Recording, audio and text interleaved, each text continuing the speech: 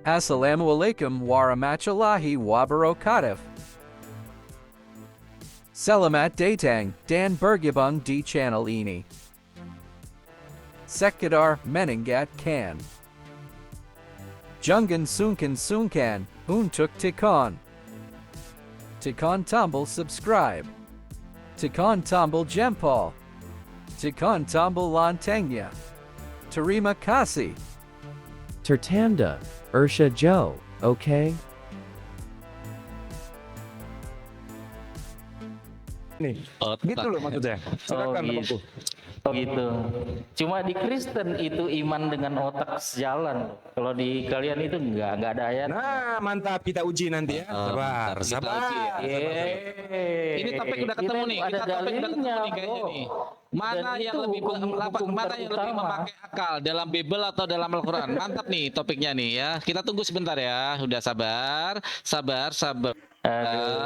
Ini semua hanya ujian, sabar. Topik sudah kita temukan karena nanti narasinya adalah mana kitab yang menyuruh untuk menggunakan akal? Apakah di dalam Bible atau di dalam Al-Qur'anul Karim? Itu topik kita malam ini dan disepakati kedua belah pihak. Aduh. Nggak mau Bang Farhan dulu yang ngebuka? Bang Nah, Farhan? saya dulu. Oke, saya dulu. Oke, a'udzubillahi minasyaitonirrajim. Bismillahirrahmanirrahim. Raditu billahi robba wa bil islami dina wa bi Muhammadin nabiyya wa rasula rabbi zidni ilma warzuqni fahma amin ya rabbal alamin. Rabbi shrah li sadri wa yassir li amri wahlul 'uqdatam min lisani yafqahu qawli. Terima kasih para Iwan Villa yang sudah menemani saya untuk dialog dengan saudara kekristenan kita Pak Tom dan Malikil. Topik kita yang kita bawa kali ini adalah tentang akal. Mana yang menggunakan akal menurut Bible dan Al-Qur'anul Karim. Maka di dalam Al-Qur'anul Karim banyak sekali ayat tentang akal. Bahkan Allah Subhanahu wa taala ya menarasikan bagaimana dosa bisa ditautkan kepada orang-orang yang berakal, bukan kepada orang-orang yang tidak berakal. Contoh, dosa menurut Islam akan ditimpakan ketika mulai akil balik. Jadi, inilah kegunaan akal. Karena apa? Ketika dia sudah berakal, sudah balik, dia bisa mengungkapkan, mengetahui yang salah dan yang benar. Maka konsekuensi logisnya ketika akal sudah berkembang, akal sudah terpakai, maka di situ ada konsekuensi logis yaitu reward and punishment. Dosa ditempatkan di situ, akan menanggung dosa jika dia melakukan kesalahan karena sudah mengetahui salah dan benar. Yang tidak logis adalah ketika nanti ada bayi yang menanggung dosa. Itu yang pertama. Yang kedua, ketika kita narasikan apakah akal itu ada di dalam Al-Qur'anul Karim, begitu banyak akal yang di dalam Al-Qur'anul Karim. Quran surat Ibrahim 52, Ali Imran 64, di dalam Al-Baqarah 256. Banyak lagi ayat-ayat Al-Qur'an yang mengatakan tentang pentingnya berakal. Hadis Rasulullah SAW, sesungguhnya orang yang paling utama adalah orang yang berilmu. Maka orang yang berilmu artinya orang yang berakal. Kenapa? Ahli ibadah dengan ahli ilmu, maka ahli ilmu lebih utama. Kenapa? Karena akal yang akan menempatkan kita menuju kepada sebuah kebenaran, bukan imani saja. Karena apa? Ketika imani saja, maka di sana akan terjadi penyesatan cara berimannya, yaitu meyakini segala sesuatu hanya berdasarkan doktrin, hanya berdasarkan sesuatu yang memang tidak terbukti secara empirisme. Ya, tidak empirisme. Saya membawa empirisme, bukan rasionalisme dan intuisme. Nah, disinilah akan kita uji. Kitab manakah yang akan membawakan akal lebih penting? Apakah Bible ataukah Al-Qur'anul Karim? Nah, di sini kita akan menggunakan berbagai argumentasi baik dari Bible maupun dari Al-Qur'an, dan kita tambah nanti literaturnya para Ivan Villa dari hadis dan bagaimana membuktikan di dalam Al-Qur'anul Karim akal begitu dipentingkan. Silakan Bang Neflos. Baik, terima kasih Bang Farhan. Saya coba masuk kepada pertama, karena dalam hal ini, hari ini kita akan membahas soal akal yang tentu akan meliputi nanti di dalamnya itu ada ilmu dan iman, kan begitu. Tapi sebelum masuk kepada hal yang lebih dalam dan lebih luas, saya ingin menjelaskan dulu sebenarnya apa itu pengertian akal secara singkat. Secara singkat sebenarnya pengertian akal menurut para ahli adalah akal adalah suatu alat spiritual atau rohaniah manusia yang berfungsi untuk membedakan antara benar dan salah, dan kemampuan untuk menganalisis suatu pengalaman yang luas. Kan begitu, itu dia secara sederhana. Menurut secara etimologi ya, asal-usul kata akal ini, ternyata kata akal ini adalah kata yang berasal dari bahasa Arab, yaitu al-aql. Di mana al-aql ini masdarnya adalah dari kata aqala, yaqilu, aklan, yang artinya tahu, mengerti, memikirkan, menimbang, berfikir. Maka ada di dalam salah satu perintah Allah Ta'ala ya kepada semua makhluk yang selalu ditegaskan lagi dan lagi, afala ta'qilun, apakah kalian tidak berfikir? Udah habis waktunya ya? Oke, sampai situ aja dulu. Silakan. Bro, sesuai kesepakatan tadi, tolong dibacakan dulu mana ayatnya. Kan tadi ada disebut 3 tapi nggak dibacakan. Salah Ya satu aja yang Allah. paling Lanjut aja dulu. Ini masih mukadimah, lanjut aja dulu. Mukadimah kabar gini, silakan kamu opening statement. Saya bilang begini, perlu men-challenge. begini bro, kalau kalian nggak ada dalilnya buat apa? Dari Quran kalian nggak ada dalilnya buat apa kita ngomong panjang lebar? Oke, saya mengalah deh. Saya bacakan Quran surat Ibrahim ayat 52. A'udzubillahi minasyaitonirrajim. Bismillahirrahmanirrahim. Dan Al-Quran ini adalah tunggu. Ibrahim ayat Ibrahim 52. Ini nomor? belum debat tapi udah minta bukti nih. Orang lucu ini. Ibrahim ayat kalau di dalam 52. Al-Quran ayat. Emang bebel Ibrahim pakai nomor nomor. 52. Oke. Kamu nggak Oke, boleh pakai Ibrahim kata nomor nomor 52. ayat. Bebel itu yang nomor. Oke, Ibrahim ayat 52 ya. Ya. Apalagi? Mau minta apa lagi? Kita kasih. Loh, kok kita kasih itu Ya. bukti ayatnya? Silakan nak. Oke, silakan Ibrahim kalian. itu nomor berapa, Bro? Ibrahim nomor berapa? Cari sendiri deh. Kok manja banget sih? Loh, kok begitu? 14. 14.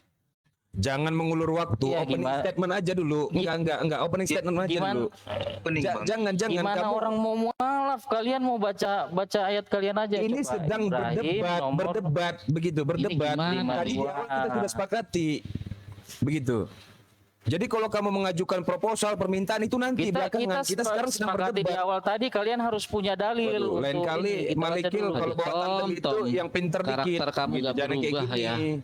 Kalau bawa tandem itu Malikil lain kali. Enggak, kita mau lihat dulu ada enggak dari kalian. Ini nggak nyambung ini orang ini. Kok udah kepanasan? Bukan gak nyambung. Kalian itu opening tidak memperlengkapi senjata kalian. Ada enggak dasar Udahlah. argumen Ini masih kalian? awal. Kamu ngerti nggak definisi opening? Ya Allah. Ini masih Opening awal, itu paham Dung nggak Dung. sih? Ini masih pembukaan dan waktunya Aneh ya. terbatas. Iya. Makanya dipanjangin. Makanya kita kasih kalian waktu lagi kan untuk lu baca kelas dua. ayatnya. Coba baca lah Berbunyi-bunyilah ayatnya. kalian. Sudah, biarinlah, sudah nggak kelihatan usah ini, diurusin. sudah kelihatan mereka menghindar, fix. Menghindar. Ya Loh, memang anehnya, menghindar lah. anehnya, Tidak ada di tidak, dalam Bible tidak. itu yang berkaitan dengan akal. Wah, nggak ada di Bible itu, satu pun tidak ada. Ya udah tinggal baca aja, kita kasih waktu tambahan lo buat kalian loh. Ayo silakan, Susah silakan amat. opening statement. Udah dikasih waktu sekarang kalian opening. Ya dibacakan buat jemaah di bawah apa ayat kalian dalilnya. Ya Biar kami- Jadi gini, ya sudah begini ya. Yaudah, saya ikutin permintaan kalian ya. Quran surah Al-An'am ayat 151. Loh, Katakanlah, ganti lagi bukan Ibrahim marilah kedua tadi. Waduh, tuyul. Mau minta dalil nggak tuyul?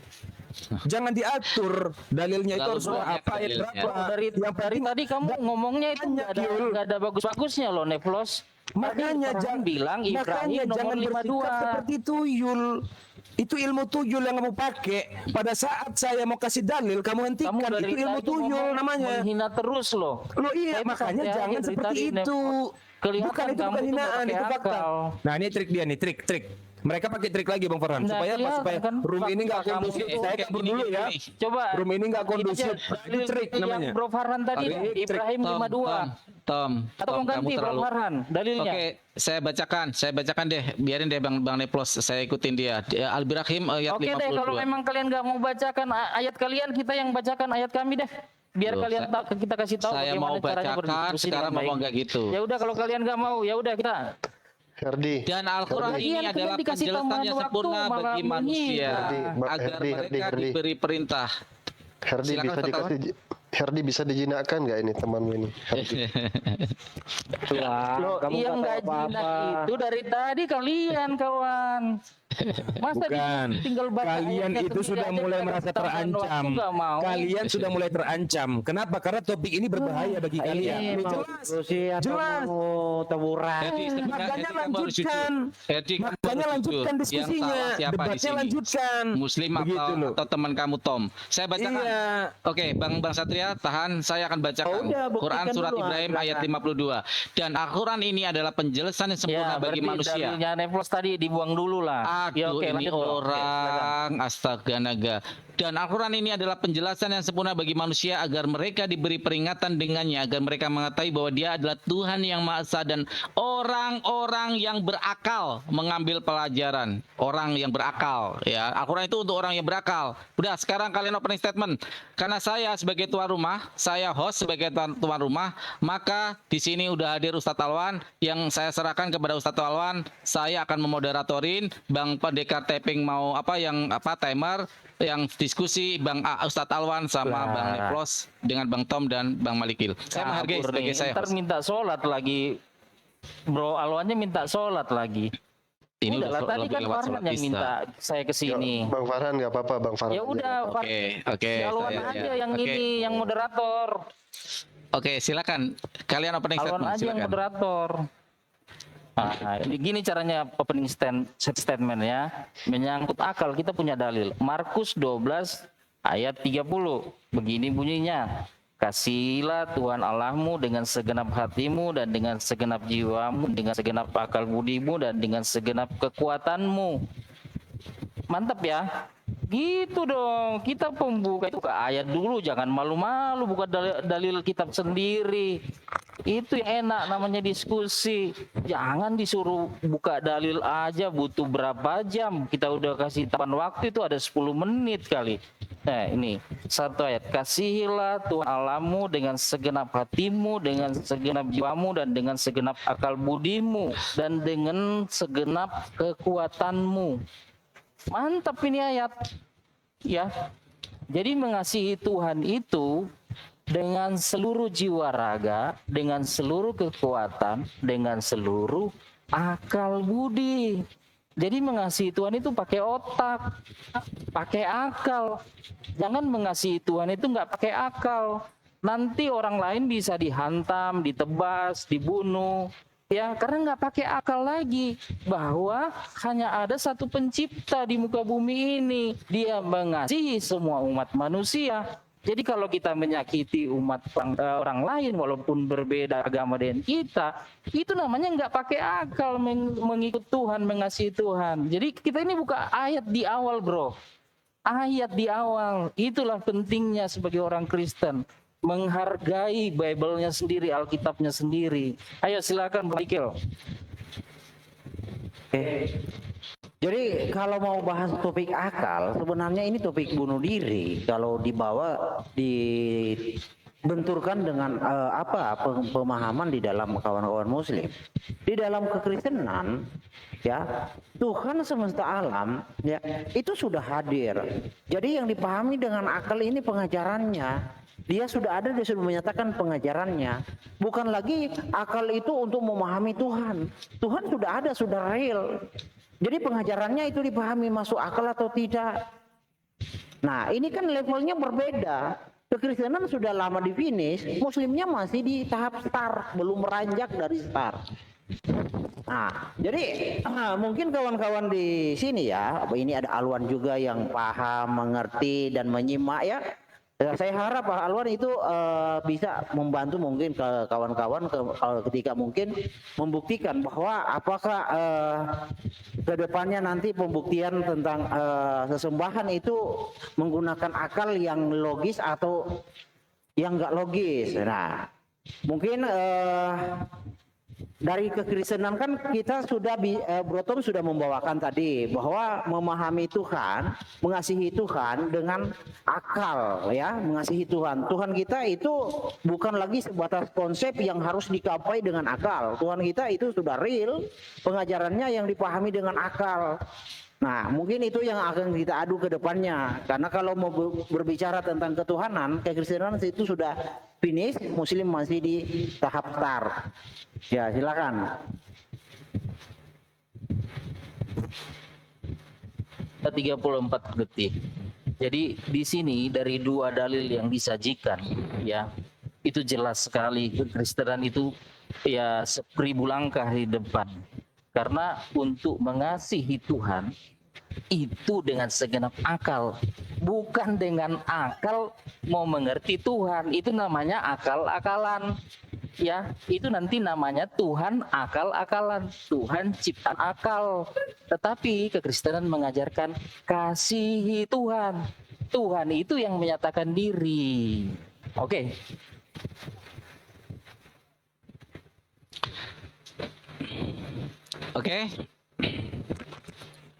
Oke, selesai. Sekarang waktu bertanya. Ya, 4 menit bagi 2. Sekarang pertanyaan tim Muslim dulu akan bertanya selama 2 menit. Silakan Bang Nevlos pertanyaannya. Jadi maksimal 2 ya pertanyaannya ya, 1 orang 1. Silakan.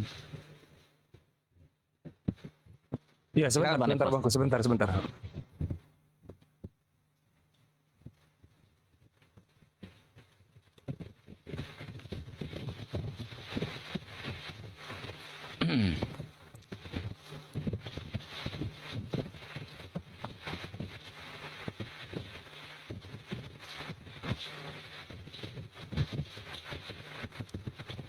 Atau saya dulu?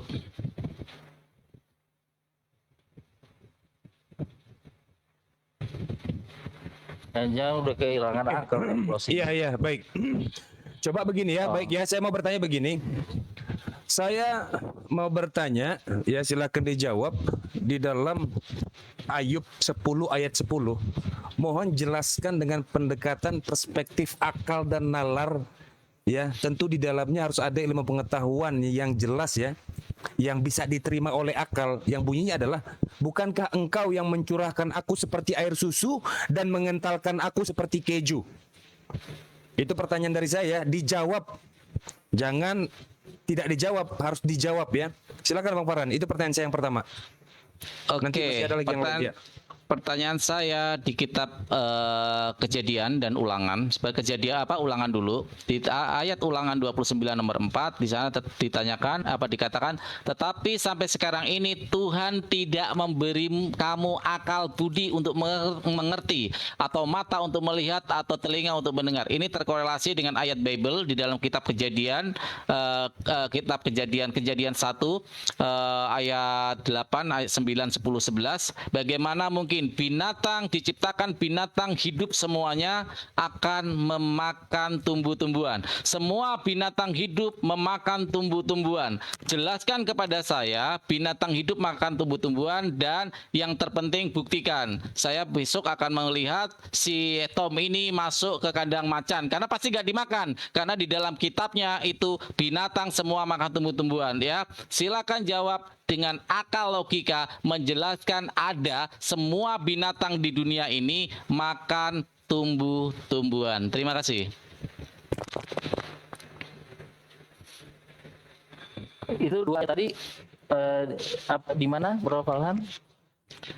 Di Kejadian. Ulangan itu cuman penekanan bahwa kalian belum diberi akal budi. Itu dijawab boleh atau tidak. Ulangan 29 ayat 4. Ulangan berapa?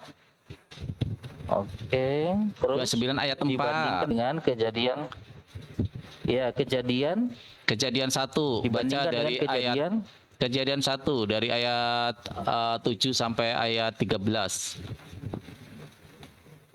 Oke. Sorry, kejadian 3. Ya, kejadian 3 di sana. Semua binatang memakan tumbuh-tumbuhan. Di kejadian 3. Kejadian Baca dari 3, awal ya. sampai ini. Kejadian 1 nomor 30. Ayat 30 nih. 29 Iya, 30. kejadian 1. 29 30. Kejadian 1 29 30. Iya. Saya bacakan ya, saya bacakan dulu. 9:30. Berfirmanlah Allah, lihatlah aku memberikan kepadamu segala tumbuh-tumbuhan yang berbiji di seluruh bumi dan segala pohon yang buahnya biji itulah akan menjadi makananmu ya. Jadi binatang-binatang ini akan memakan tumbuh-tumbuhan. Silakan.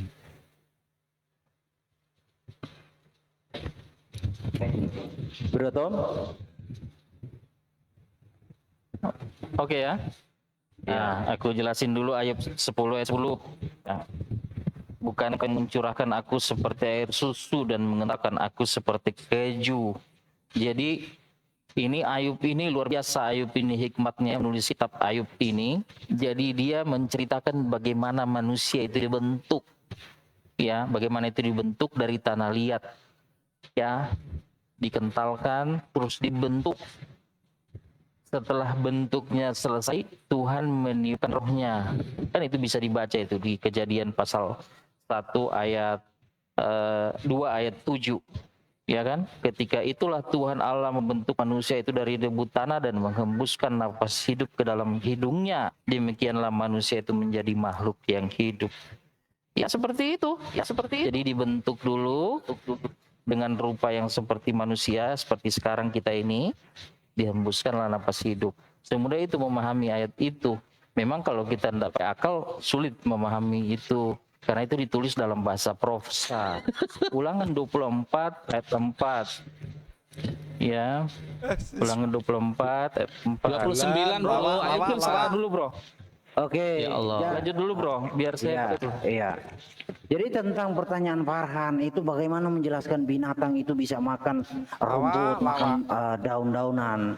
Jadi gini ya, ini ada asal muasalnya, ya. Bro, sebentar, saya ada tamu bentar. Oke, silakan. Si Malikil ada tamu, si Tom lagi berak. Udah. Stop dulu Sensei. Waktunya di stop dulu Sensei. Waktunya di stop dulu. Waktunya di stop dulu. Bubar aja. Mungkin Bang Tom lagi ngambil akalnya. Sebentar. Pegadian. Tadi saya kalau tidak salah dengar siapa? Udah. Oke, silakan. Udah. Gini ya. Silakan. Jadi tentang binatang bro, itu pada mulanya sebelum manusia jatuh ke dalam dosa, pada mulanya binatang-binatang ya manusia itu tidak pernah mengkonsumsi hewan. Ya, binatang pun tidak mengkonsumsi sesamanya. Artinya harimau tidak pernah menerkam sesamanya. Ya, masih normal. Nah, bila mana itu terjadi ketika manusia jatuh ke dalam dosa, maka semua itu kena efeknya. Semua itu kena imbasnya. Jadi harus tahu, karena tidak ada aturan di dalam Alkitab ketika Tuhan mengatakan kepada Adam, buah pohon semua pohon buah di dalam taman ini boleh kau makan, tetapi buah pohon di tengah taman itu enggak boleh. Tuhan tidak pernah memerintahkan kepada Adam untuk menyembelih ini dan itu, enggak ada. Karena Tuhan memelihara makhluk hidup dengan buah-buah pohon, dengan tumbuh-tumbuhan. Tidak ada saling singa menerkam ini, menerkam kijang, nggak ada. Jadi semuanya memang masih netral. Bila mana itu terjadi, sesama hewan saling menerkam, manusia menyembelih binatang, ketika manusia itu jatuh ke dalam dosa. Nah, di dalam Alkitab ada pemahaman, contoh ya, seperti di dalam Ayub 40 ayat 15. Tuhan semesta alam menciptakan behemoth. Behemoth itu sejenis dinosaurus, tetapi dia pemakan tumbuh-tumbuhan. Nah, di dalam Alkitab ada pemahaman itu yang namanya kloningisasi. Nah, malaikat-malaikat yang jatuh membuat rancangan Tuhan itu menjadi rusak. Bukan hanya manusia yang malaikat cloning. semua baik tumbuh-tumbuhan, hewan-hewan. Makanya dari behemoth itu dikloning menjadi dinosaurus, T-Rex, memakan sesama. Baru segala binatang-binatang itu dibuat oleh malaikat yang jatuh itu memangsa manusia, memangsa sesama. Itu terjadi karena dosa sudah masuk di dalam bumi. Jadi penyebabnya adalah tentang dosa itu masuk ke dalam bumi, maka semua makhluk hidup itu terkena dampaknya. Tapi kok Ya, masih silakan, ada yang Bro Tom. makan rumput? Katanya semua. Nah, jadi Tadi ya. Ulangan 29 ayat 4 jelas di situ pemberian perjanjian dan hukum Taurat itu membuat mata hati dan akal budi orang Israel mengerti kebenaran. Jadi sebelum itu diberikan kepada mereka kan mereka hidup di dalam perbudakan. Dan kita tahu ya orang Israel sejak menerima Taurat dan mereka ditekankan untuk menuliskan itu pada dahinya dan tangannya, bukan ditato begitu ya, tetapi diikatkan gitu ya sama tiang pintu rumahnya. Orang Yahudi itu bahkan di dalam kitab Hakim-Hakim itu sekitar 1500 sebelum Masehi, mereka itu sudah terbukti melek huruf, bisa membaca ya kan. Kalau dalam kitab Hakim-Hakim itu kelihatan itu bagaimana Gideon mengambil secara serampangan ketemu pemuda di jalan, dia suruh pemuda itu tulis 70 nama tua-tua mereka. Jadi anak muda itu Naara itu mungkin sekitar belasan tahun, antara 12 sampai 15 tahun, dia bisa nulis 70 nama tua-tua di satu kota.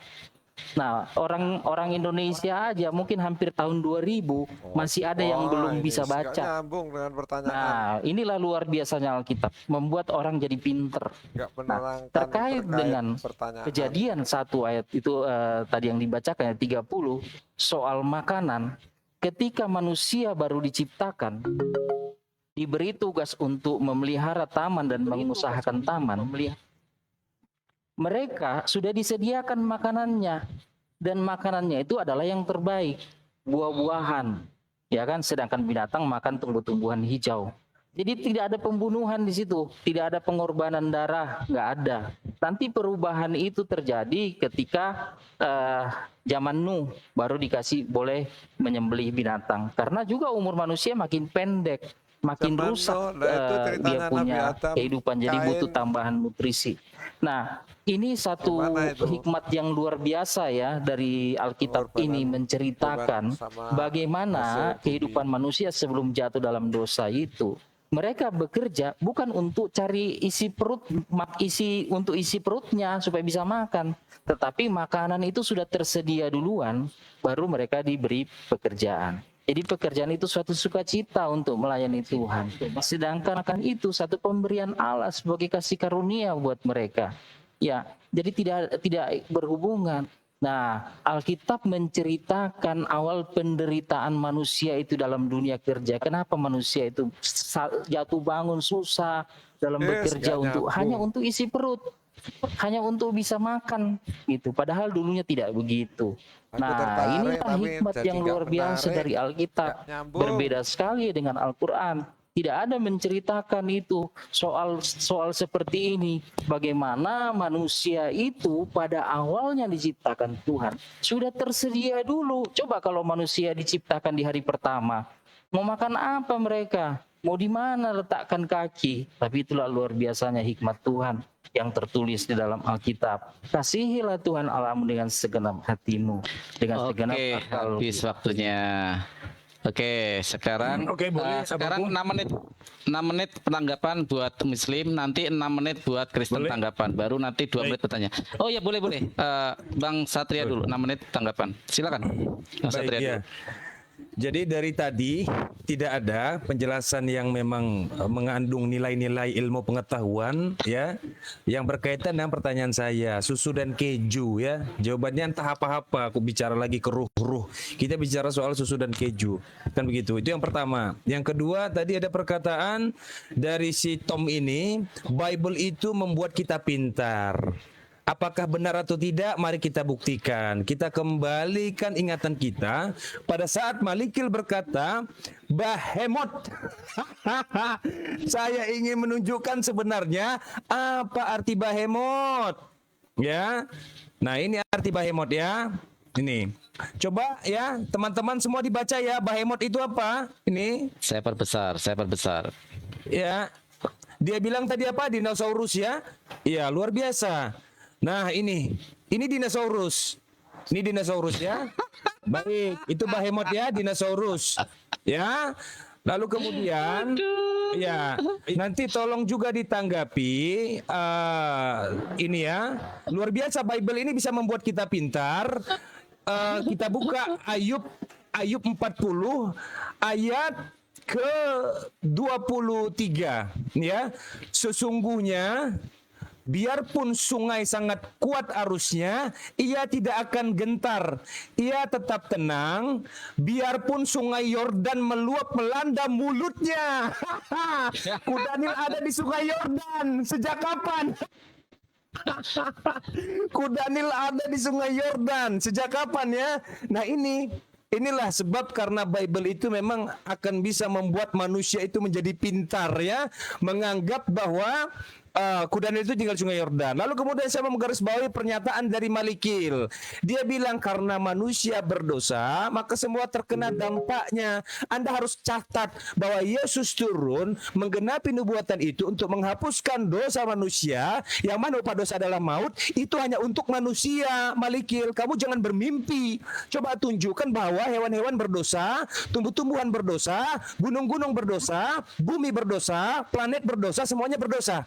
Kalau kamu katakan bahwa dahulunya mereka baik-baik saja, karena Adam semuanya hancur.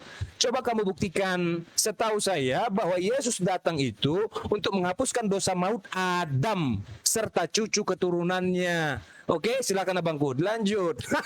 Oke, tadi Herdi dengan jelas mengatakan itu di surga, kalau di dunia nggak ada. Terus itu adalah berlaku untuk saat itu. Saat setelah itu tidak berlaku. Kita baca Yesaya 65:25. Apa yang terjadi? Apakah mulut-mulut pembohong ini bisa kita buktikan? Serigala dan anak domba akan bersama-sama makan rumput. Buset nih, luar biasa kitab yang pakai akal nih. Ini akal atau akal-akalan nih? Singa akan makan jerami seperti lembu. Waduh, itu kebun binatang nggak perlu beli daging sekarang. Kita ajukan sebuah proposal ke kebun binatang Ragunan besok berdasarkan ayat Bible, maka Anda telah melanggar apa yang ada di dalam Bible, memberikan makan mereka daging. Berilah rumput. Saya akan mengajukan itu. Besok saya videoin ya, akan saya ajukan bagaimana di Ragunan sekarang singa makan rumput seperti debu ya. Terus singa makan jerami seperti lembu, dan ular akan makan debu, hidup dari debu. Ini Masya Allah, ini ayat akal-akalan atau punya akal ini. Tidak ada yang akan berbuat jahat atau yang berlaku buruk ya. Ini saya korelasikan dengan ayat ini ya, bahwa ular katanya makan ini, bahkan bahwa makan debu itu adalah selamanya ya, seumur hidupmu ya. Lalu berfirmanlah Tuhan Allah kepada ular itu, kenapa engkau berbuat demikian? Tadi di ini ya, tadi di Kejadian 1 ya, ayat 30. Saya kasih Kejadian 3 ayat 13 sampai 15. Lalu berfirmanlah Tuhan, di antara segala ternak dan antara segala binatang hutan, dengan perutmu lah engkau akan menjalar, dan debu tanahlah akan kau makan seumur hidupmu. Apakah saat ini masih ada ular? Masih ada ular. Seumur hidupnya akan makan debu. Apakah ular sekarang makan debu? Na'udzubillah summa na'udzubillah. Inilah yang katanya, kitab katanya dengan akal. Ini akal atau akal-akalan? Hanya orang gila yang akan masuk ke kandang harimau karena menyangka dia makannya rumput. Dan ketika dia mati, maka orang tuanya bisa menuntut kitab sucinya. Kitab sucinya akan dituntut. Kenapa bisa dituntut? Karena memberi sebuah pengetahuan yang akal-akalan. Kenapa anaknya berani? Jadi ada anak umur 12 tahun membaca Bible mengatakan singa makan jerami, maka dia di saat masuk ke kebun binatang Ragunan, dia akan masuk dan membuka. Dia akan ada di situ. Ternyata ketika itu diterkam. Ayahnya marah-marah. Tetapi ayahnya langsung menuntut masuk ke gereja. Pak, ini kitab apaan? Anda tidak bersalah. Karena apa? Sebenarnya singa makan jerami. Tetapi kok makan anak saya? Iya, itu akal-akalan kitab ini aja, Pak. Dan ditanya akan menjawab seperti itu ya, Pak Tom ya. Maka disitulah akan terbukti mana kitab yang logis dan kitab yang tidak logis. Mengajarkan singa makan jerami, mengajarkan macan kayak domba, mengajarkan ular makan debu seumur hidupnya. Nauzubillah summa nauzubillah. Maka bagi kalian umat Kristen ya, hati-hatilah ya ketika ada singa. Jangan kalian ikuti Bibelmu ini. Terima kasih.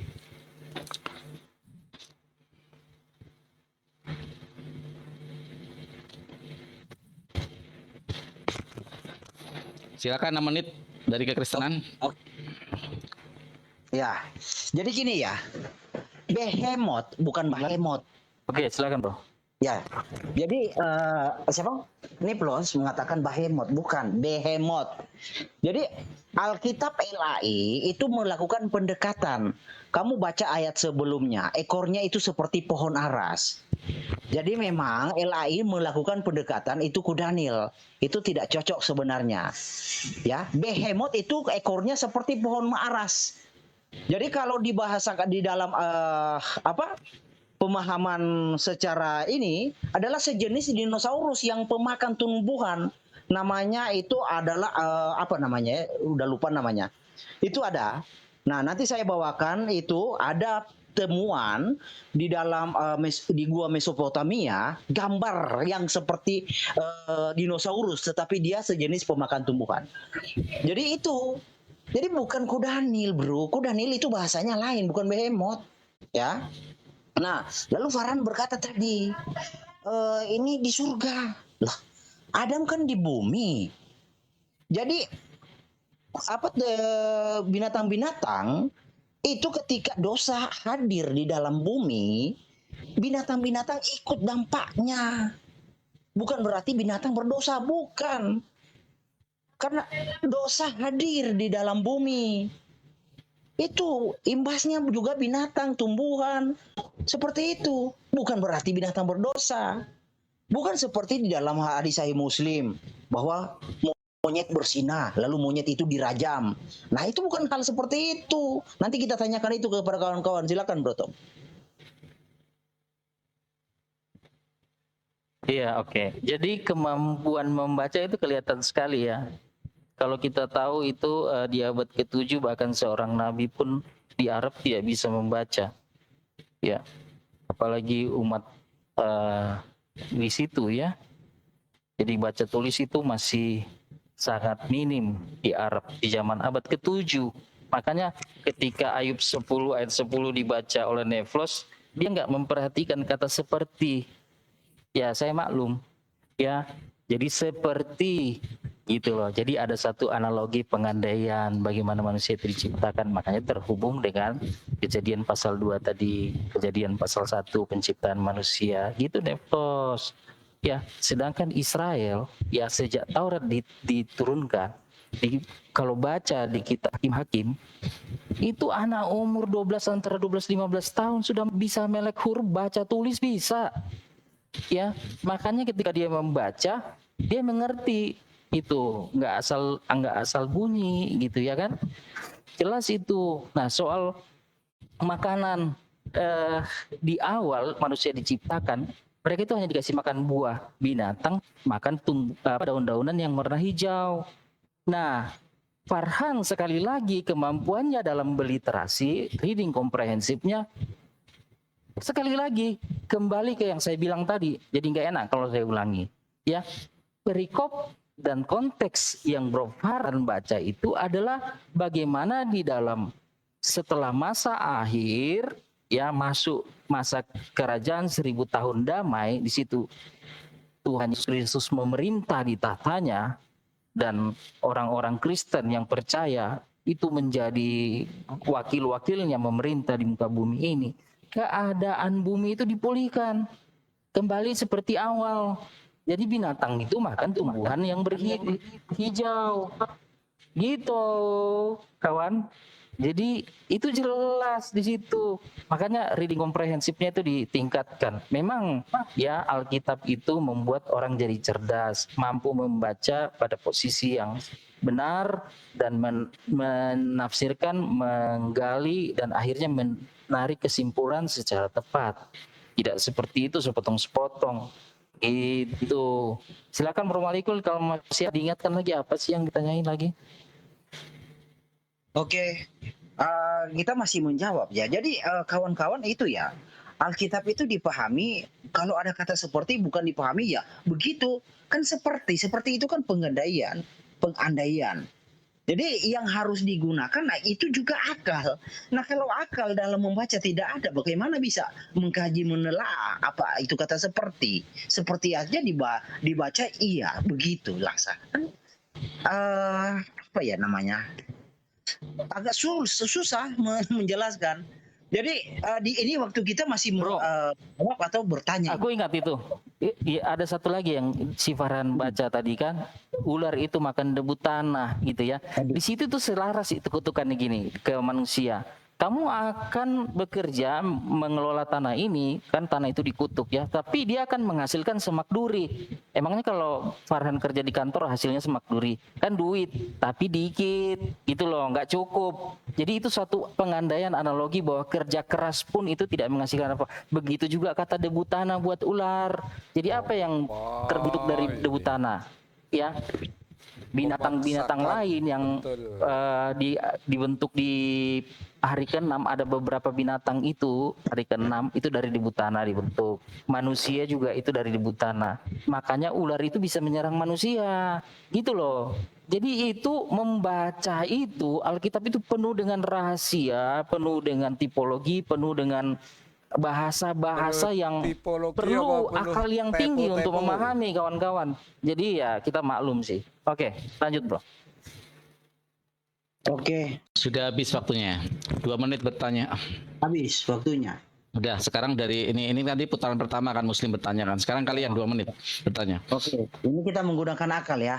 Bro Tom, saya nggak bisa open cam bro untuk bawakan dalil. Bisa bantu? Nanti saya bawakan Herdi hadisnya.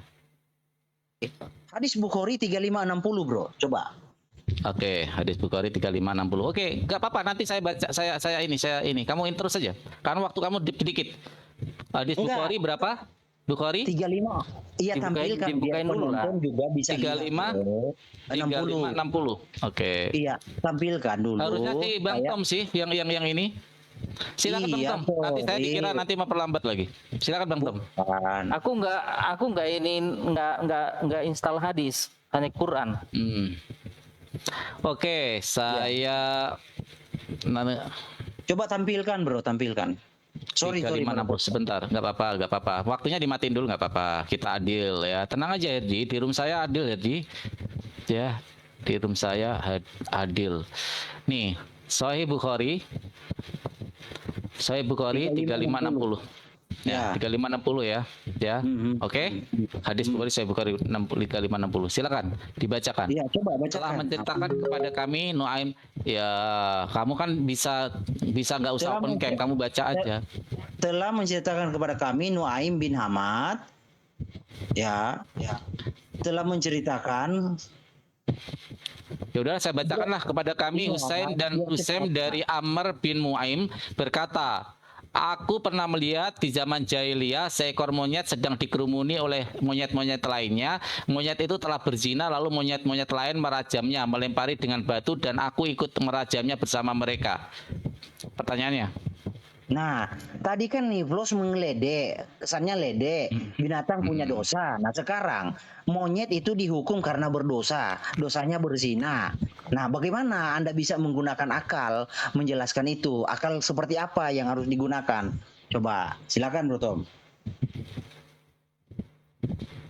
Iya, pertanyaan saya juga langsung ke ayat Quran ya. Ayat Quran misalnya di dalam Al-Baqarah 164 ya kan. Al-Baqarah 164, sesungguhnya pada penciptaan langit dan bumi, pergantian malam dan siang, kapal yang berlayar di laut dengan muatan yang bermanfaat bagi manusia. Diturunkan Allah dari langit berupa air, lalu dengan itu dihidupkannya bumi setelah mati kering, dan dia tebarkan dalamnya bermacam-macam binatang dan perkisaran angin dan awan yang dikendalikan antara langit dan bumi. Sungguh merupakan tanda-tanda kebesaran Allah bagi orang-orang yang mengerti. Nah, di sini katakan sesungguhnya pada penciptaan langit dan bumi, pergantian siang dan malam, lagi kapal berlayar. Jadi penciptaan langit bumi, pergantian siang malam, kapal berlayar urutannya ya. Sudah ada kapal berlayar dengan muatan yang bermanfaat bagi manusia. Ya kan? Baru apa yang diturunkan Allah dari langit berupa air, lalu dengan itu dihidupkannya bumi setelah mati. Nah, itu pertanyaannya adalah ya, itu kapal kok bisa gitu loh, lagi penciptaan langit bumi. Bumi aja masih mati, itu di urutan selanjutnya itu bumi mati kering, kemudian dihidupkan. Sudah ada kapal berlayar begitu, bro. Ini hikmatnya bagaimana ini? Gitu, ya. Jadi ada banyak ayat sih kita mau tanya, ini belum ke hadis ya. Tapi ini dululah ya, nanti ayat-ayat yang lain. Oke, thank you. Oke, saya jawab hadisnya dulu ya, Bang Neflos ya. Saya akan jawab hadis langsung. Karena nanti saya akan bantah lagi tentang saya yang salah bahwa ular debu katanya. Padahal itu adalah seumur hidup ya. Dia ada kata-kata seumur hidup ya. Oke, saya jawab ya bahwa hadis tadi di masa jahiliyah. Jelas judulnya, saya buka dulu. 8 menit ya, Bang ini ya, Bang pendekar typing. Waktu kita 8 menit untuk menjawab. Seperti tadi. Jadi di sini jelas hadis ini adalah maudhu. Kenapa maudhu? Karena tidak ada sanad merujuk kepada Rasulullah SAW. Di sini jelas. Kalau hadis yang hadis yang sahih ya langsung merujuk kepada Rasulullah, pasti ada kata kalimat qala Rasulullah. Di sini tidak ada. Telah menceritakan kepada kami Nuaim bin Hamad, telah menceritakan kepada kami Husain bin Rustam dan Amru bin Mu'ain berkata. Jadi putus nih, tidak ada kata Rasulullah SAW. Ini yang pertama. Dan ini terjadi di masa jahiliyah. Al-Khusamah pada masa jahiliyah. Jadi Rasulullah tidak ada di zaman Islam ya, di zaman Islam. Oke, kenapa saya bisa membuktikan ini? Ada penjelasannya nih. Ya. Nih, hadis ini ya. Maka jawabannya ini dijawab oleh ulama langsung ya. Daripada Amr bin Mu'ain kata aku melihat dikala nih seperti ini ya. Hadis Bukhari ya, Al-Bukhari. Nih, Al-Bukhari ya. Hadisnya sama ya. Nih sama. Oke, kita apa? Pertama, ini adalah akhbar, lalu adbar laitu, hadis mauquf atau yaitu berhenti pada sahabat mauquf. Jadi tidak langsung kepada para Rasulullah kepada Rasulullah sallallahu alaihi wasallam. Jadi ia bukan hadis Nabi atau wahyu dari Allah ya. Itu yang pertama. Ketika ia berlaku pada zaman jahiliyah sebelum kedatangan Islam, maka tidak ada kaitannya dengan Islam. Di sini juga ada penjelasannya dengan sangat jelas. Masa jahiliyah kok ditanggungjawabkan kepada muslim, gimana sih? Nah, aneh ya. Nah, itu. Oke, saya akan langsung counter siapa tadi yang mengatakan tadi, oh kita berakal seperti nabinya yang tidak bisa membaca itu penting. Ya, mungkin karena dia tidak bisa membaca, mungkin karena merasa pintar membaca, tapi tidak ini ya. Padahal di sini ada seumur hidupmu. Nih, baca ya, bagi orang-orang yang memang akalnya digadekan. Nih, engkau di antara segala ternak, di antara segala binatang hutan, dengan perut mula engkau akan menjalar dan debu tanahlah akan kau makan seumur hidupmu. Sekarang masih ada ular gak? Masih ada ular. Masih ada ular seumur hidupmu, artinya ular sampai sekarang makan debu. Ini orang berakal nggak? Waduh, ini orang yang mengaku-ngaku membaca reading komprehensif segala istilahnya. Ini bukan reading komprehensif ya. Ini namanya reading halusinatif ya. Camkan para Iwan Villa. Jadi kalau ketemu Pak Tom nanti julukannya adalah reading halusinatif ya. Dia membaca tetapi dia sambil berhalusinasi. Tidak sedang memberikan secara aktualitas dan kontekstualitasnya. Jadi yang dia pakai itu adalah reading halusinatif. Silakan Bang Neflos. Waktu panjang buat Bang Neflos. Ya. Jadi gini. Jadi gini. Jadi Malikil, sekuat apapun narasimu menganggap bahwa LAI salah, saya kira LAI itu benar. Ya, kalau Anda katakan bahwa itu adalah sebuah perumpamaan, behemoth itu bukanlah kuda Nil. Catat ya, di sini narasinya jelas sekali di ayat 40 di ayat ke-15-nya, perhatikanlah kudanil yang telah kubuat seperti juga engkau. Ia makan rumput seperti lembu. Perhatikanlah tenaga di pinggangnya, kekuatan pada urat perutnya, ia merenggangkan ekornya seperti pohon aras, otot-otot pahanya berjalin-jalin, tulang-tulangnya seperti pembuluh tembaga, kerangkanya seperti batang besi. Dia yang pertama dibuat Allah, makhluk yang diberinya bersenjata pedang. Ya, bukit-bukit mengeluarkan hasil baginya, di mana binatang-binatang liar bermain-main. Di bawah tumbuhan teratai ia menderum. Jelas itu ya, jelas itu kudanil. Itu habitat kudanil, tersembunyi dalam gelagah dan paya. Tumbuh-tumbuhan teratai menaungi dia dengan bayang-bayang. Bayangkan ya, apakah iya ada tumbuhan teratai dengan makhluk raksasa yang dia kata dinosaurus lebih tinggi teratai daripada dinosaurus? Itu kan luar biasa sekali, itu cerdas sekali namanya. Ya, pohon gandarusa mengelilinginya. Sesungguhnya biarpun sungai sangat kuat arusnya, ia tidak gentar, ia tetap tenang biarpun sungai Yordan. Ini sebenarnya fatal nih ya. Tapi katakanlah kudanil itu ada di Sungai Yordan. Sungai Yordan meluap melanda mulutnya. Bayangkan, sungai itu bisa melanda mulut dinosaurus. Ini nggak nyambung. Tetapi kalau dikatakan bahwa air sungai memang melewati mulut kudanil karena habitat kudanil dihabiskan di air selama beberapa jam, itu baru masuk akal. Artinya ini jelas dalil untuk kudanil. Satu, ya. Yang kedua begini. Yang kedua, ini tadi si Tom dengan lantangnya dan dia terlalu percaya diri.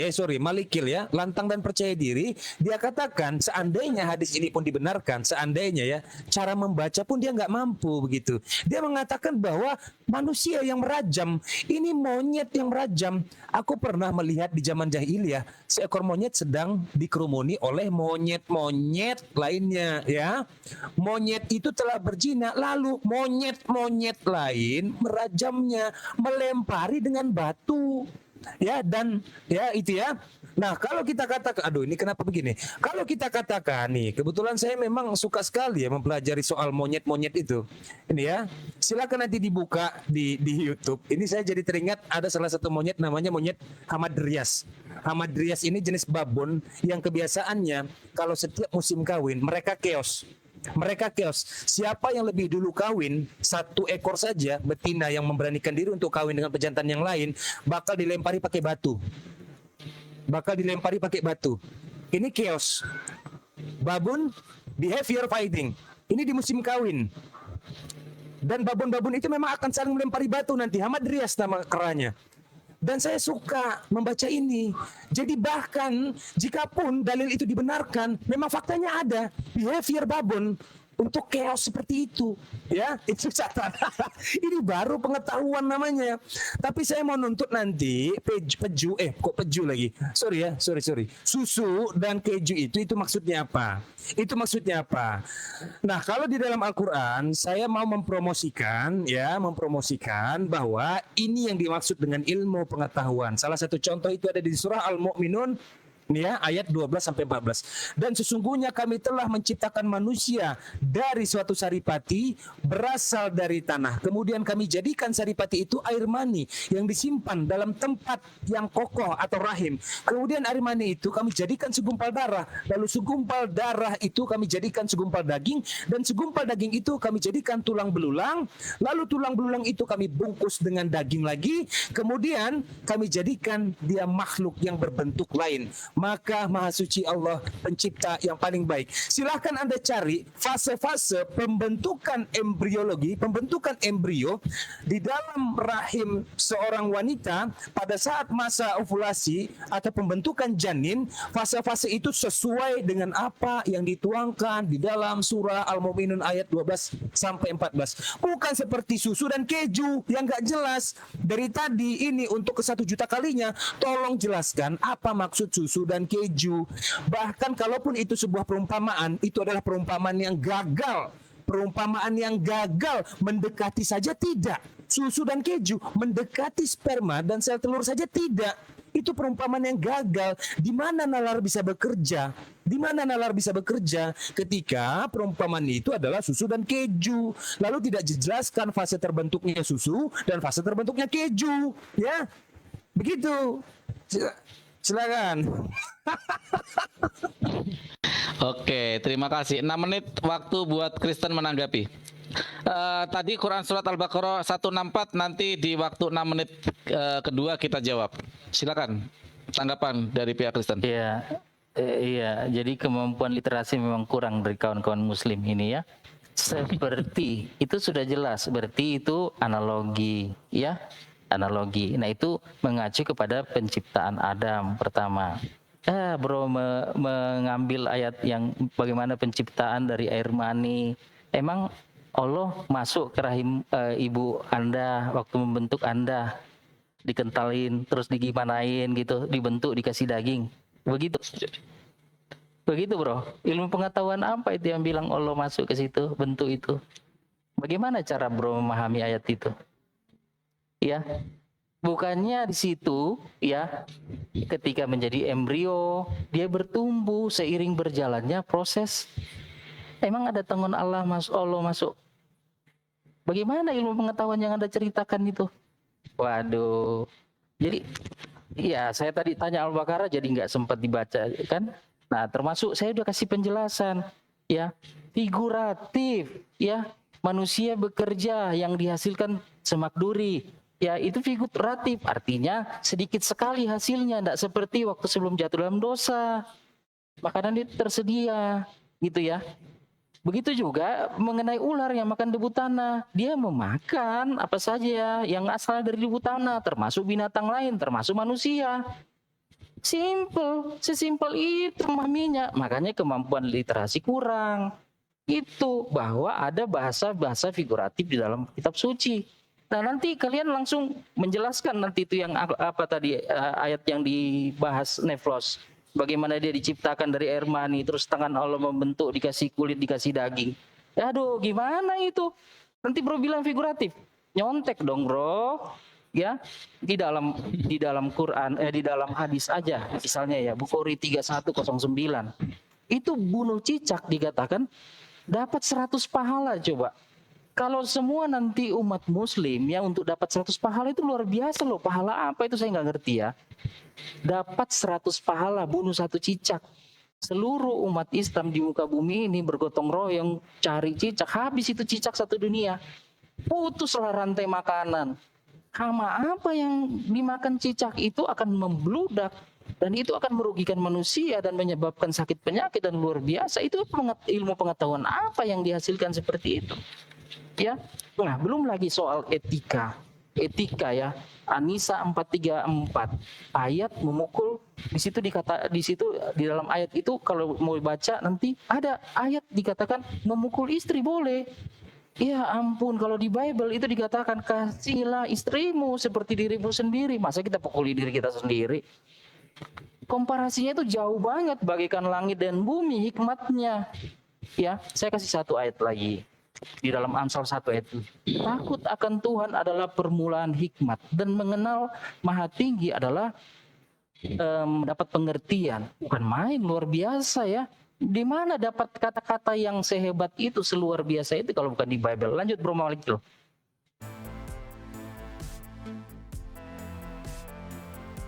Jungan Sunkan Sunkan, Untuk Tikon. Tikon Tumble subscribe. Tikon Tumble Jempol. Tikon Tumble Lantengnya. Terima kasih. Tertanda, Ursha Joe, okay?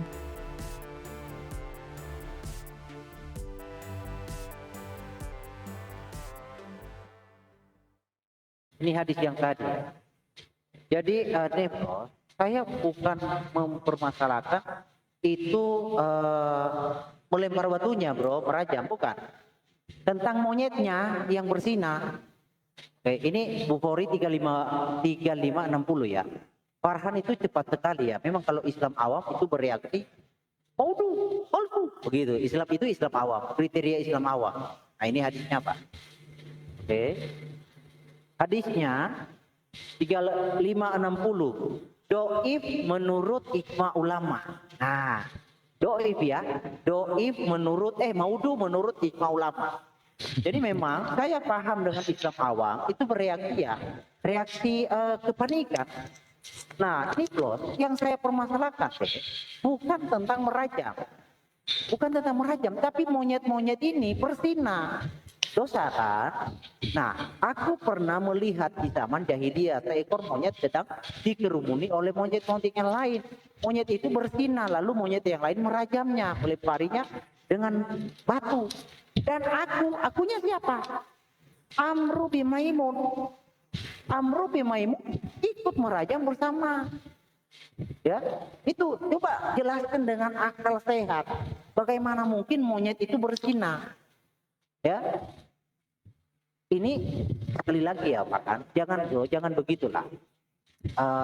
Sepertinya nilai akademisnya gak ada kalau kita langsung bereaksi seperti orang melihat hantu ya. Sahih Bukhari ya 3560 maudu menurut ijma ulama. Oke. Nah, yang dijelaskan oleh ini dari tadi tentang behemoth kan, behemoth itu sudah dijelaskan. Contoh ya, kita buka. Behemoth itu ekornya seperti pohon ara. Mana ada ya coba. Udah nil ekornya seperti pohon ara. Lah ini tidak salah, tapi pendekatan ya, pendekatannya. Tapi ya sebenarnya binatang behemoth itu adalah seperti dinosaurus, tetapi dia jenis pemakan tumbuhan. Ayub 40 ayat 16. Habis itu. Ya nggak apa-apa. Oke, waktunya habis ya. Ini orang emang dibilang apa Bang Satria dulu atau saya dulu? Ya, saya dulu. Oke, silakan. Kayaknya gak Jadi sabar, gini, sama-sama gak Malikil. sabar nih. Saya ingin memberitahu kamu satu ilmu yang sebenarnya semua orang mengerti, tapi sepertinya kamu nggak paham. Cuman kamu satu-satunya manusia di dunia ini yang nggak mengerti. Apa itu zina? Zina itu akan selalu melekat pada hewan. Kenapa? Karena hubungan hewan itu tidak diikat oleh sebuah pernikahan yang sah. Maka manusia dilarang untuk mendekati zina. Kenapa? Karena zina itu adalah perbuatan hewan. Sesederhana itu kamu nggak ngerti. Akal kamu di mana? Kok bisa monyet berzina? Sudah pasti semua hewan dikatakan berzina. Tetapi dia tidak dikenai sanksi hukum. Kenapa? Karena dia tidak berakal. Dan kita dilarang untuk mengikuti kegiatan seperti hewan. Itu jelas, kamu kok nggak mengerti sih? Sesederhana itu, ya Malikil ya.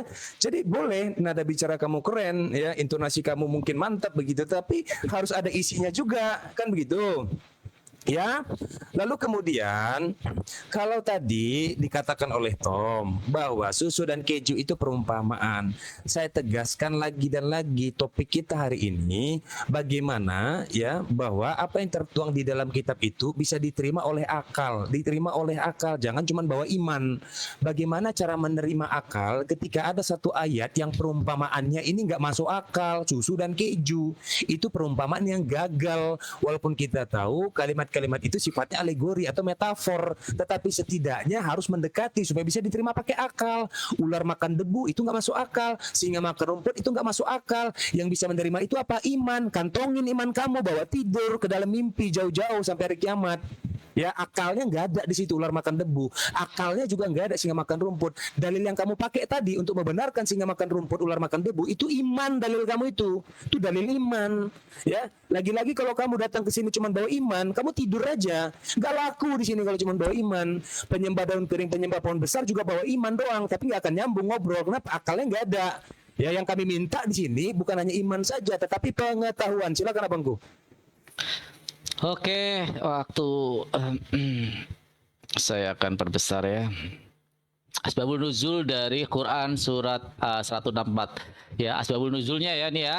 Jadi Quran itu ada, sedangkan asbabul nuzul 164. Asbabul nuzul nih. Sedangkan asbabun nuzul 164 adalah, jadi saat itu ya Rasulullah SAW ini sedang berdiskusi dengan kaum kafir Quraisy tentang bantahan penciptaan alam semesta. Wah, dia tidak percaya di kaum kafir Quraisy tentang penciptaan alam semesta. Dijelaskan, tunjukkan satu ayat yang menciptakan bagaimana penciptakan alam semesta jika kamu jujur ya. Ini ada di dalam buku Muhammad ini ya bukunya ya, Muhammad Al Abdul Muin ya. Nih di dalam bukunya ini nih, juz 2 halaman 29. Apa yang dikatakan di ayat situ nih? Ringan, tafsir surat Al-Baqarah ayat 1363 dan 14. Itu asbab nuzulnya, yaitu yang menjelaskan bahwa pada zaman itu Rasulullah menjelaskan penciptaan alam semesta berdasarkan bagaimana siang dan malam terjadi, ya, bagaimana siang dan malam terjadi. Maka di situ ada kapal yang bermuatan penuh dengan yang bermanfaat. Jadi bumi itu diciptakan dengan penuh tumbuh-tumbuh nanti sebagai benih-benih tumbuhan yang akan menumbuhkan tumbuh-tumbuhan. Bumi itu akan menumbuhkan tumbuh-tumbuhan yang akan bermanfaat buat semua makhluk manusia, ya, dan makhluk hidup semua tentunya. Sekarang kita bawa cicak. Tadi sebenarnya saya nggak mau ini ya. Jangan abaikan keberadaan cicak di rumah. Ini bahayanya. Kompas.com. Nanti juga ada Halodoc. Jadi orang-orang primitif memang nggak tahu bahayanya cicak. Bahkan Rasulullah sudah mengetahui. Jangan abaikan keberadaan cicak di rumah. Ini bahayanya. Bahayanya ya. Makanya cicak itu harus diusir atau dibunuh, ya. Apakah cicak akan lenyap? Seluruh orang, dan itu bukan perintah ya, itu bukan wajib ya, itu adalah perintah nih ya, bahayanya ya. Ini dari Kompas. Escherichia coli nama bakterinya, Escherichia coli. Saya kasih lagi ya, itu dari Kompas, ini dari Halodoc ya. Jadi orang-orang dengan pengalaman minim ya, orang pengalaman minim, bayangkan Rasulullah hebatnya minta ampun ya. Zaman dulu sudah bisa menerangkan tentang bagaimana bahayanya cicak ya. Peneliti LIPI, nih dari peneliti LIPI ya, bicara dengan ilmu isu hewan cicak ya. Anjuran membunuh ilmu cicak nih. LIPI nih yang mengatakan nih, LIPI. Peneliti LIPI. Mau lawan LIPI. Ya, inilah orang-orang dengan kapasitas otak yang minim, kadang-kadang memang tidak memahami. Justru ini semakin membuktikan bagaimana Rasulullah SAW alangkah hebatnya. Kenapa? Bagaimana mungkin 1400 tahun yang lalu itu belum ditemukan, tapi Rasulullah sudah memberikan pengetahuan tentang bahayanya cicak. Inilah luar biasanya Rasulullah SAW, bukan Rasul yang yang mengatakan dia aku dipilih semenjak dari lahir, tapi malah membunuh. Itu Rasul yang palsu tuh, Rasul yang bahaya itu ya. Dipilih dari lahir artinya di Roh Kudus kok malah dia membunuh ya. Nah itu yang jawaban tadi. Terus saya mau mengkorelasikan kepada tadi. Saya yang bodoh atau siapa yang bodoh ya? Di sini jelas seumur hidupmu loh. Ini figuratif. Kamu bilang figuratif. Ular makan debu selama seumur hidupmu. Sekarang ular masih hidup nggak? Kalau figuratif berarti ularnya udah nggak ada dan dia sudah tidak makan debu lagi. Sudah makan debu lagi. Ternyata ini enggak. Itu berarti bukan figuratif. Artinya itu adalah kejadian nyata nubuatan di dalam Bible Anda bahwa ular akan makan debu seumur hidup. Maka kayaknya Tuhannya itu bukan menubuatkan ular, tapi Tuhannya menubuatkan vacuum cleaner. Jadi menubuatkan vacuum cleaner. Terima kasih.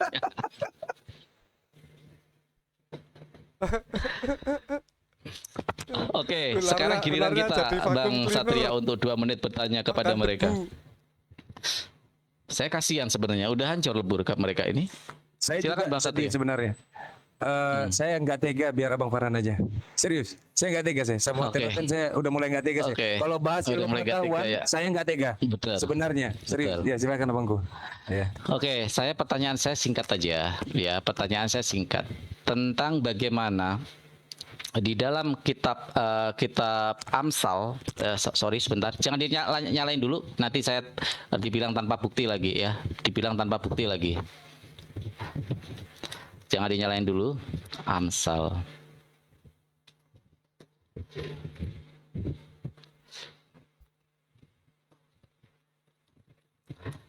Aduh. Sebentar ya, Hedia. Sabar. Kayak kamu tadi ya. Oke.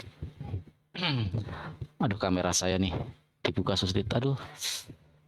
Takut saya loading lama. Sebelum lama nanti ini. Aduh, sebentar ya dia. Ternyata ide vacuum cleaner itu dari ular. Nih, oke, di dalam Mazmur ya, bukan Amsal, sorry. Di dalam Mazmur 9 nomor 31. Tuhan adalah raja. Ia berpakaian kemegahan Tuhan, berpakaian berikat pinggang, kekuatan sungguh telah agar dunia ya tidak bergoyang. Jadi dunia tidak bergoyang. Jadi dunia itu diam, tidak bergerak ya. Kita buktikan nanti secara ilmu pengetahuan. Nomor 10-nya ya, Mazmur nomor 10-nya ya. Katakanlah di antara bangsa-bangsa, Tuhan itu raja, sungguh tegak dunia, tidak goyang, ia akan menjadi bangsa-bangsa dalam kebenaran ya. Mazmur 4 nomor 5 ya, Mazmur 104 nomor 5, yang telah mendasarkan bumi di atas tumpuannya sehingga tidak akan goyang untuk seterusnya dan selamanya. Jadi bumi mati ini ya, enggak bergerak sematahari. Nomor 30-nya, gemetarlah di hadapannya, hai segenap bumi, sungguh tegak dunia, tidak bergoyang. Itu pertanyaan saya, korelasinya kenapa tuh di dalam Bible Anda bumi itu diam, tidak bergerak. Nanti saya korelasikan dengan ayat Al-Qur'anul Karim, bumi itu berputar pada porosnya. Silakan Bang Neflos.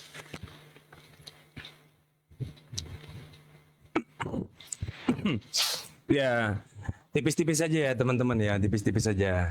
Kita tanya, kita preteli si kepala mereka tipis-tipis saja. Ini ada tertulis bahwa ada yang ganjil di dalam kitab Kejadian ini bahwa segala jenis pohon, catat ya, segala jenis pohon dan buah-buahan diciptakan pada hari ketiga. Pada hari ketiga, ya. Bagaimana mungkin pohon-pohon dan tumbuh-tumbuhan itu bisa hidup tanpa ada matahari? Anda jawab nanti kapan matahari diciptakan. Di hari keberapa matahari diciptakan. Jangan katakan bahwa ini itu adalah bahasa perumpamaan. Jangan katakan bahwa ini adalah bahasa alegori. Ini jelas kejadian ini itu di luar dari akhirat. Kejadian ini bukan dimensi ketuhanan, tetapi ini dimensi material. Jelas-jelas ini dimensi material. Tidak mungkin pohon-pohon atau buah-buahan atau tumbuh-tumbuhan itu bisa hidup tanpa ada fase yang disebut dengan fotosintesis. Mustahil. Jadi coba, apakah ini menabrak ilmu pengetahuan sains atau tidak? Sorry, bukan sains, ilmu pengetahuan modern atau tidak? Silakan dijawabnya nanti ya.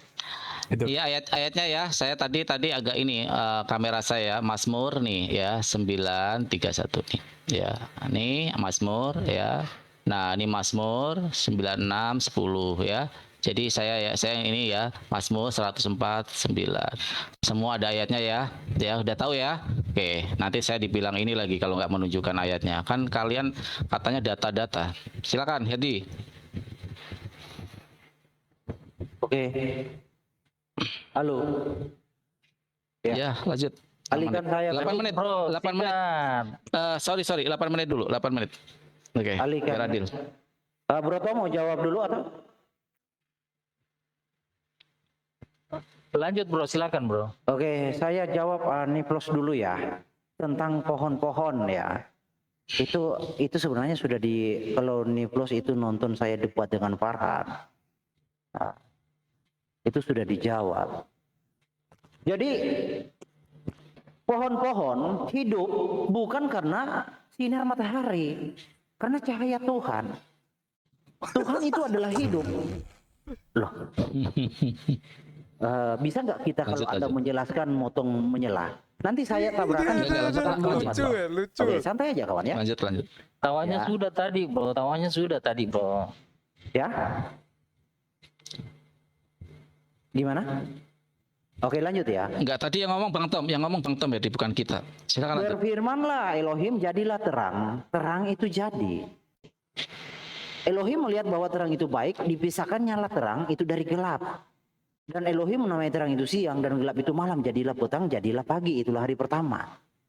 Ya, jadi pohon-pohon itu ada di hari ketiga. Hidup karena apa? Itu Karena terang gelap itu Tuhan. kan sinar matahari perputaran. Terang Tuhan yang menghidupkan. Jadi kalau pertanyaannya bisa tidak terang Tuhan menghidupkan? Nah, ini ya sangat bisa. Bumi, alam semesta jadi. Bagaimana hanya pohon itu? Ya kan? Itu masuk akal. Nah, coba saya bawa ke sini. Sebenarnya kawan kita ini bertanya tidak melihat literaturnya ya. Musnad Ahmad 7991. Nih, Muhammad pernah menggandengku. Muhammad pernah menggandeng tanganku seraya bersabda, Allah menciptakan debu bumi pada hari Sabtu. Hari Sabtu nih Plus. Allah menciptakan bumi hari Sabtu. Menciptakan gunung ngawur meneh ini. di gunung di dalamnya pada hari Minggu. Menciptakan pohon di dalamnya hari Senin. Menciptakan sesuatu, Allah itu menciptakan sesuatu yang tidak disenangi pada hari Selasa. Apa yang tidak disenangi Allah ciptakan, ini nggak masuk akal Allahnya ya. Kayak tadi ini Menciptakan cahaya pada hari Rabu. Nah cahayanya nanti ada Rabu, pohonnya sudah ada kan duluan. Nah ini kamu nanti jelaskan fotosintesisnya dengan cahaya apa. Nah menyebarkan hewan-hewan melata di bumi pada hari Kamis dan menciptakan Adam alaihissalam setelah Asyar. Allah setelah sholat di sini pada hari Jumat. Penciptaan yang paling akhir adalah saat-saat terakhir di hari Jumat antara waktu asar hingga malam. Jadi Allah menciptakan memulai hari Sabtu. Hari Sabtu itu penyebutan hari itu kapan ada? Ya, jadi di sini sebenarnya Niflos menampar akidahnya sebenarnya. Ini pohon-pohon sudah ada, pencahayaan nanti ada kapan? Kapan Allah menciptakan cahaya? Nih, menciptakan cahaya pada hari Rabu. Jadi pohon ini diciptakan dalam keadaan kegelapan. Tapi ada satu hadis mengatakan, sekalipun cahaya diciptakan hari Rabu, itu belum menyala. Nanti menyala hari Jumat. Nah, di sini. Jadi Allah menciptakan alam semesta itu dalam keadaan kegelapan. Di dalam hadis Nasai 1357, ya, 1357. Bahkan mataharinya itu bersinar, ya. Nanti hari Jumat. Oke, bentar ya. Atau Bro Tom silakan lanjut dulu Bro. Nanti saya lanjut ya, sebentar. Ya, kalau kita sih nggak usah tertawa terbahak-bahak, kita senyum saja ya. Tadi Neflos menjelaskan penciptaan manusia, dia diciptakan dari sperma, bla bla bla segala macam. Allah menambah daging, menambah kulit segala macam. Emangnya Allah tangannya masuk ke rahim ibumu bro? Itu ndak ada penjelasan dari tadi. Cicak ya satu dibunuh dapat 100 pahala. Itu nilainya itu loh, hitung-hitungannya, logikanya itu loh yang dijawab. Bukan soal cicak itu bawa penyakit inilah itulah apalah, sudah ada rantai makanan yang menangani itu. Kalau kita normal kan rantai makanan itu dengan sendirinya seimbang. Tetapi kalau cicak itu menghasilkan 100 pahala, bukan main kalau cicak itu diburu oleh seluruh muslim. Ya kita senyum aja lah. Bahtera juga begitu, masa lagi penciptaan lewat kapal. Nah, matahari ditanyakan, ya ampun ya, terang itu di hari pertama. Ya, Allah kami itu bersemayam di dalam terang yang tidak terhampiri. Saking terangnya luar biasa, jadi sumber terang itu adalah Dia. Itu. Jadi Bro Neflos ini kayaknya memang tidak meyakini bahwa Allahnya Dia itu sumber hidup, sumber hayat. Lebih meyakini bahwa matahari itu yang sumber hidup. Aduh, astagfirullahaladzim. Ya, sadar ya Neflos ya. Jangan sampai akal itu kebablasan akhirnya jadi bodoh. Nah, terkait kata debu tanah apar, itu kata apar itu berulang-ulang kali. Kejadian 27, 2 ayat 7 dikatakan manusia diciptakan dari debu tanah. Nah, ketika dia dikutuk di ayat 19, kamu berpeluh kerja keras, tapi yang kamu hasilkan semak duri, ya, dan kamu akan mati kembali kepada debu karena dari situlah kamu diambil. Debu kembali menjadi debu. Nah, jadi masa kerja hasilnya semak duri? Emang lo gajian semak duri hasilnya? Kan tidak, itu figuratif. Jadi kata debu tanah itu mengacu kepada ya yang dimakan ular, debu tanah itu mengacu kepada makhluk hidup yang esensinya awalnya hakikatnya dari debu tanah. Ya seumur hidupnya dong. Ular itu begitu. Kalau dia mati ya sudah mati. Mau makan apa lagi? Jadi figuratif bro. Jadi memang kemampuan literasi teman-teman ini kurang. Karena abad ke-7 aja ya rata-rata di Arab itu bahkan seorang nabi pun tidak bisa membaca. Itu clear, itu fakta, nggak bisa dibantah. Ya, oke lanjut Bro Malikil. Saya lanjut ya. Jadi nih Bros, ini yang kamu harus pelajari gini bro. Ini di dalam hadis sahih Nasai, jangan bilang maudu lagi ya. kayak Farhan tadi langsung mau du Nggak tahu ya kan boleh orang mau tadi du. terdata Ya, kok. harus cerdas lah. 1356 ya. Abu Hurairah berkata Muhammad SAW bersabda, hari terbaik ketika matahari terbit adalah hari Jumat. Jadi matahari terbit itu hari Jumat. Sekalipun diciptakan asumsinya itu hari Rabu, tapi terbitnya hari Jumat. Jadi kayak saklar, kayak instalasi rumah, disetting semua selesai disetting, baru dicolek saklarnya nyala. Hari Jumat nyalanya. Lalu pohonnya gimana nih, Bros? Berfotosintesis dengan apa? Kalau dalam keadaan kegelapan. Saya kasih tahu ya, saya belum buka datanya. Allah menciptakan makhluk hidup dalam keadaan kegelapan. Nah, kamu jelaskan balik fotosintesisnya ini menurut Allah apa? Dengan apa?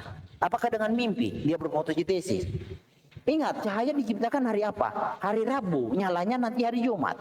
Diciptakan hari Rabu, nyalanya hari Jumat. Nah sekarang pertanyaannya dibalik kepada kamu. Terang apa yang membuat pohon ini berfotosintesis? Nah, satu hal lagi, Allah Subhanahu wa Ta'ala menciptakan itu tidak mengerti apa itu penyebutan hari, penyebutan masa. Memang kalau disebut hari, pembedanya apa? Ini logis ya.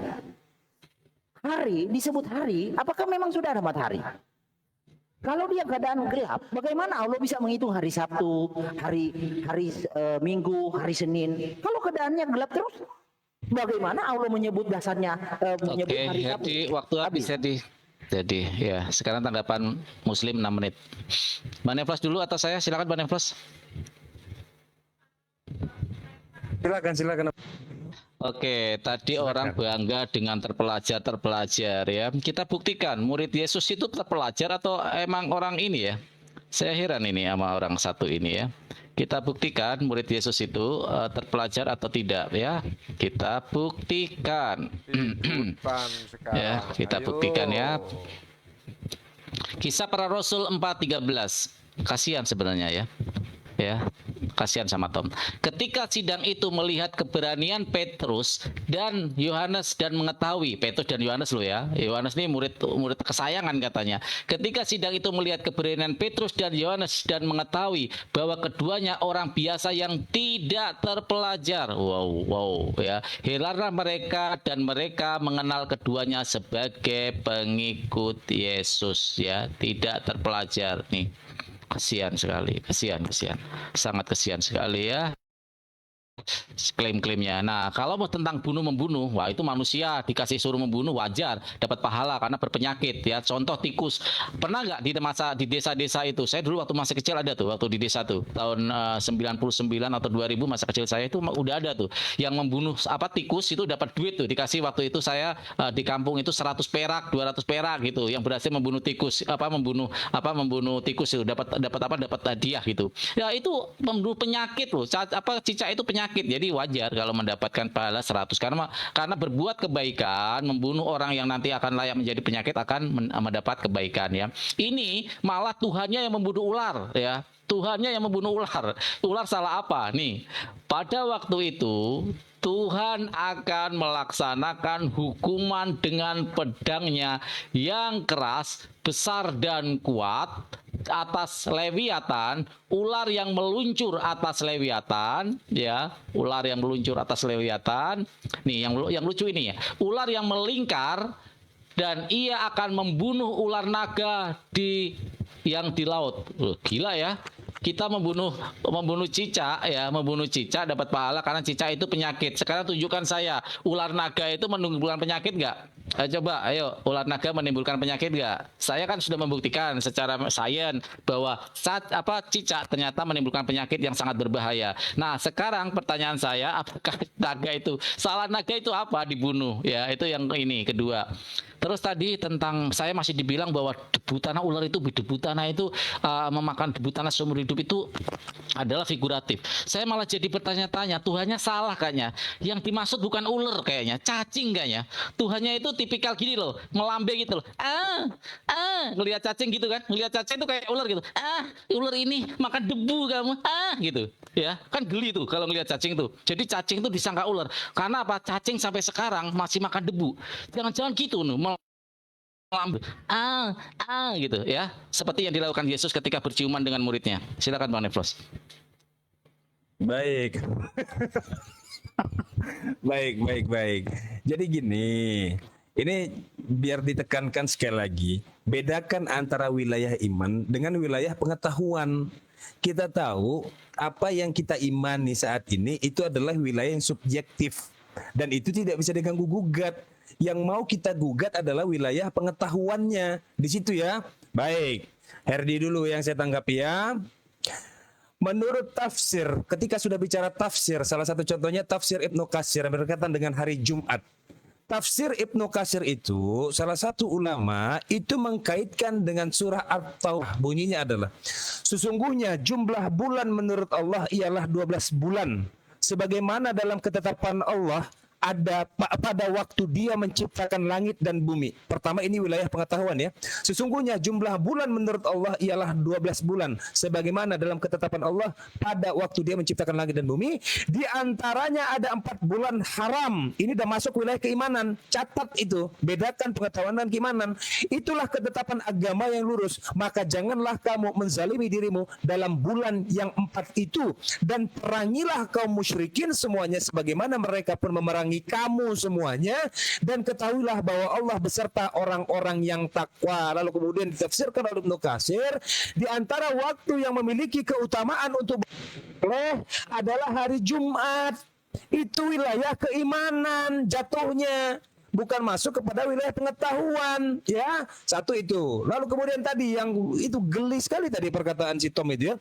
Apakah Allah mau itu masuk ke dalam untuk menjadikan air mani itu seperti menjadi segumpal darah lalu segumpal daging.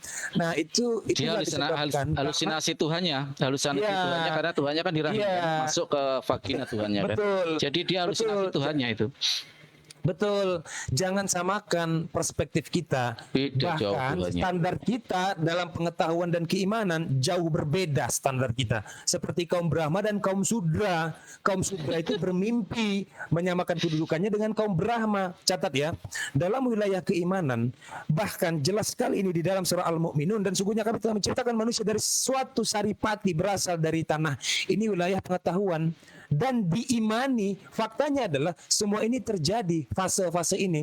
Lalu kemudian ketika masuk wilayah keimanan, apakah Allah itu memang langsung memakai tangannya mengobrak-abrik rahim manusia? Oh, tidak seperti itu. Standar keimanan kita jauh. Tidak seperti Anda, bahkan mengimani Tuhan itu berdaging, mengimani Tuhan itu ada di dalam perut manusia, seonggok daging itu, lalu kemudian keluar dari saluran-saluran yang kita anggap najis. Sorry aja ya. Saluran-saluran yang tempat kotoran itu keluar, disitulah keluar Tuhan Anda. Dari situ dia. Dari wanita yang bernama Maria yang Anda bangga-banggakan itu yang Anda jadikan Tuhan. Kita memiliki perbedaan standar. Bahkan dalam keimanan, kami mengimani, seluruh umat muslim di dunia mengimani bahwa Allah itu tidak serupa dengan makhluknya. Maka abstraksi Anda yang ada dalam kepala Anda itu Anda pakai untuk Tuhan Anda aja dalam wilayah keimanan ya. Kita berbeda standar. Ya, terima kasih. Silakan. Oh ya, pertanyaan saya tentang bumi kalian diam nggak bergerak belum dijawab loh ya. Terima kasih. Lanjut. Ini waktu bertanya atau gimana, Bro? Enggak, masih 6 menit lagi. Oh, 6 masih 6 menit. 6 menit Anda. Ini 6 menit lagi. Iya, tanggapan Anda kan nanti baru Anda setelah ini. Bro Maliki masih tega enggak, Bro? Loh, enggak apa-apa. Silakan. Saya udah enggak tega, Bro. Iya. Lanjut. Jadi yang ditanya nih, Bro, tentang fotosintesis. Kok di bawah pembunuhan sih?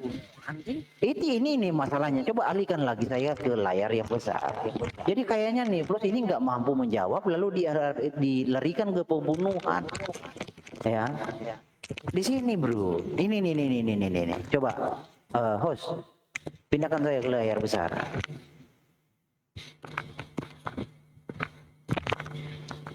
Host. Halo, host. Halo. Pindahkan saya ke layar tancap. Pindahkan saya ke layar tancap. Iya. Ini lagi dipindahkan Hedi. Tenang Hedi. Sebentar Hedi. Sebentar. Saya sedih loh melihat ini kawan Niflos ini dari tadi petata potente akal. Ketika dikomparasinya akalnya tiba-tiba mandet. Pindahkan. Kok nggak bisa ya dia? Sebentar, sorry. Serius, Ada sebentar tadi. babnya, Bentar. kita nggak usah nanya sini bro, closing statement aja. Lagian saya juga nggak tega. Iya, 13% lagi baterai kuota habis. Di sini kita closing Oh. aja lah. Bisa Oh, nggak? jangan dong. Bro, Jangan. Sebentar. Saya lagi Kita ini nggak usah sinyalnya. nanya lagi Jadi- Bro Farhan. Bukan. Masih banyak Ya, waktu. ya selesai ini kita nggak usah nanya. Enggak, tanya Iya, aja nggak baterai apa-apa. saya 16%. Jadi jelasin aja, Herdi. Apa? Jadi saya agak lemah kayaknya. Saya kan tujuannya, misi saya kan pemurtatan. Saya mau buka data biar penonton di bawah lihat. Sebentar. Di Jangan sini gitu lah. kosong. Waduh. Serius, sebentar. Saya lagi ini nih. Serius ngapain sih? Tadi juga gua taruh tengah. Sebentar, Herdi. Iya, agak buruan ya, bateraiku sisa 16% ya kawan-kawannya. Wah, masa sih? Ya sambil dicas gak apa-apa lah Bang Tom. Herdi, jelasin dulu Herdi. Nggak bisa Herdi, saya nggak bisa Herdi.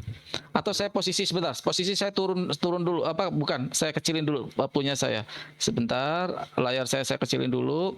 Biar Tekan stabil layar sinyalnya. saya. Tekan Iya, layar ini saya. udah. Tadi juga Begitu. nggak bisa. Di sini nggak muncul, yang muncul Nevlos. Bang Nevlos yang muncul. Oh, bentar saya matikan. Nah, coba. Nah, kamu matikan harusnya. Nah, dimatikan. Ngomong, Bro. Udah. Aduh, nggak bisa ya dia. Serius nggak muncul kameranya ya. Yang muncul malah apa kotak yang itu nggak muncul ya. Udah jelasin aja deh. Sorry. Serius. Buka aja. Serius. Kita adil deh. Saya kecilin semua deh. Gimana ini? Wallahi bukan Iya. alasan ya Allah. Udahlah, Serius. di ini aja Bro Malikil 6 menit. jangan habis dong, itu jangan dong. kita closing statement lah masing-masing. Ya, udah. Ini mati HP saya Bro. Saya pelan-pelan ya. Nah itu bisa tuh kelihatan kok. Kalau kelihatan Iya, Kak Malik. jadi nih, Nah, kelihatan. Di Flos tadi kan dengan semangat bertanya fotosintesis. Ketika saya tabrakan dengan punyanya, langsung mingkem. Nih, Allah menciptakan debu bumi pada hari Sabtu, gunung pada hari Minggu, menciptakan pepohonan pada hari Senin, menciptakan sesuatu yang tidak disenangi. Ya, Allah menciptakan sesuatu yang tidak disenangi pada hari Selasa. Allah menciptakan apa yang tidak dia sukai. Itu logikanya gimana ya? Menciptakan cahaya pada hari Rabu. Nah, cahayanya hari Rabu, tapi nyalanya nanti hari Jumat kan, Bro? Nah, pohon-pohon ini sesuai you bertanya kepada kita, berfotosintesis dalam mimpi atau dalam hayalan? Coba jelaskan. Nah, nih, tak kasih tahu ke kamu ya, biar kamu juga bisa belajar. Sunan Tirmizi 2566. Hadisnya sahih, nggak usah dicek. Jangan tanya Farhan, nanti maudu.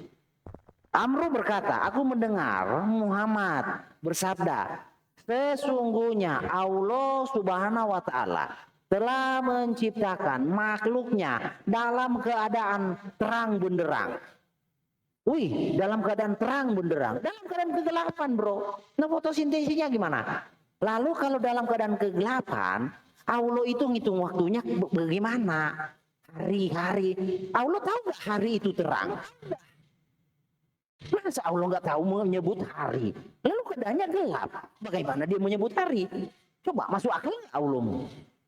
Ya kan? Nah, lalu matahari itu diciptakan cahaya. Anggaplah saya asumsikan ini cahaya dengan matahari, bulan dan bintang. Anggaplah itu. Nyalanya kan hari Jumat. Ini sinkron. Jadi memang Allah menciptakan dalam keadaan kegelapan. Nyalanya nanti hari Jumat. Pohonnya berfotosintesis itu gimana? Dalam hayalan atau dalam mimpi? Akalnya coba jelaskan. Lanjut, Bro Tom. Ya, saya sebenarnya udah nggak tega ya. Ya coba kita baca Al-Mu'minun 12, 13, 14. Dan sungguh kami telah menciptakan manusia dari saripati, dari tanah. Kemudian kami menjadikan air mani, menjadikannya air mani. Jadi saripati dari tanah terus jadi air mani, disimpan dalam tempat yang kokoh, dalam kurung rahim. Ya kan? Kemudian setelah itu apa ini? Kemudian air mani itu kami jadikan sesuatu yang melekat, lalu sesuatu yang melekat jadikan segumpal daging, dan segumpal daging itu kami jadikan tulang belulang. secara saintisnya gimana gitu loh. Allah yang ngerjakan itu atau memang itu proses perkembangan embrio? Iya kan?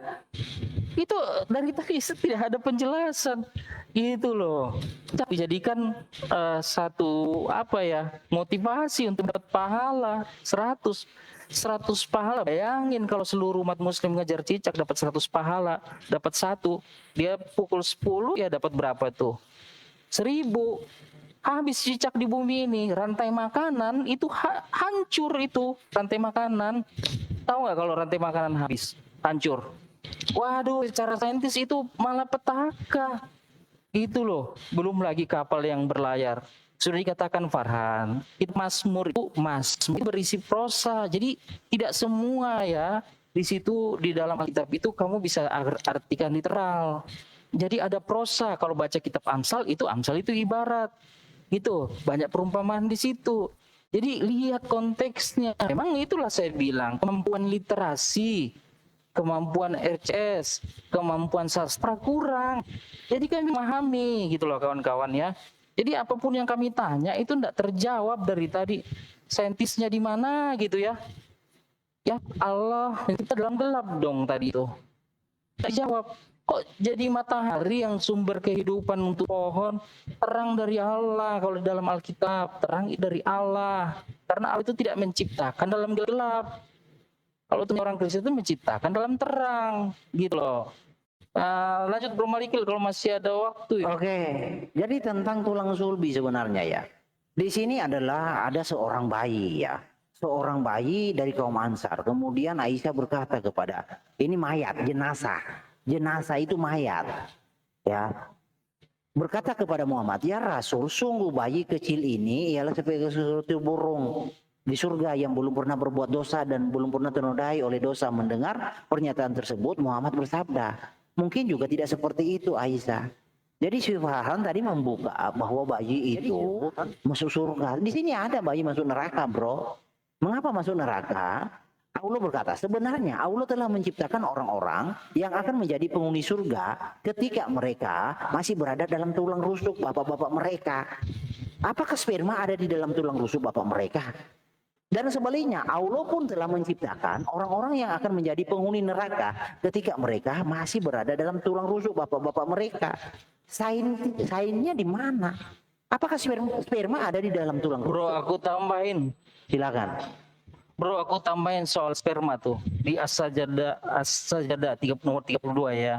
Ayat 78 gitu. Yang memperindah segala sesuatu yang dia ciptakan dari mulai penciptaan manusia dari tanah. Kemudian dia menjadikan keturunannya dari saripati air yang hina. Air yang hina loh saripati. Dorong air mani. Gimana itu saintisnya, bro? Ya, saya ulang ya. Kemudian dia menjadikan keturunannya dari saripati air yang hina. Dan kurung air mani. Itu penjelasannya bagaimana? Saintisnya gimana ini penciptaan manusia ini? Gitu loh, dari tadi udah ditanyain, dari jawab-jawab.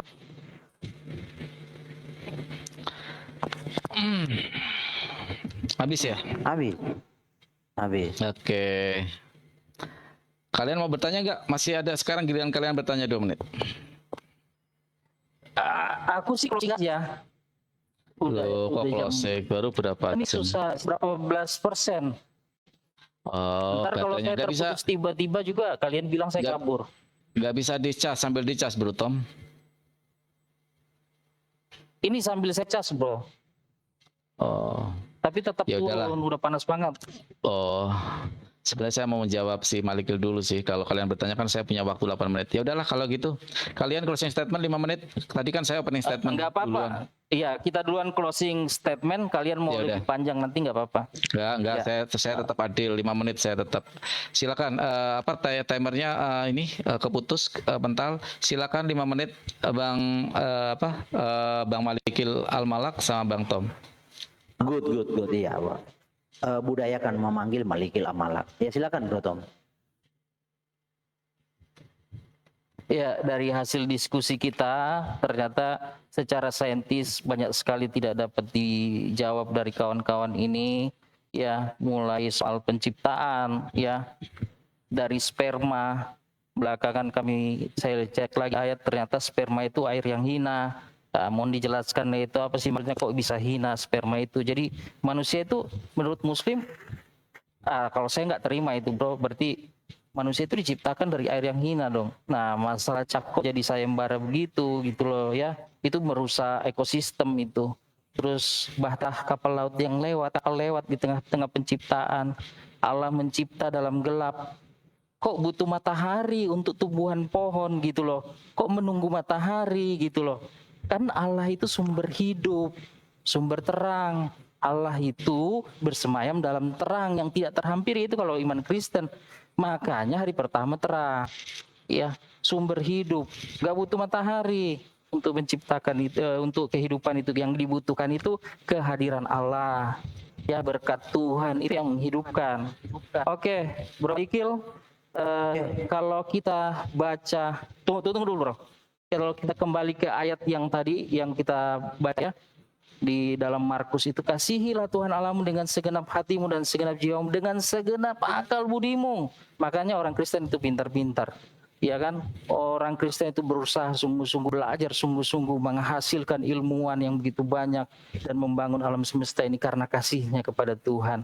Dan permulaan hikmat adalah takut akan Tuhan dan mengenal yang maha tinggi, itulah pengetahuan. Oke, lanjut Bro Malikil.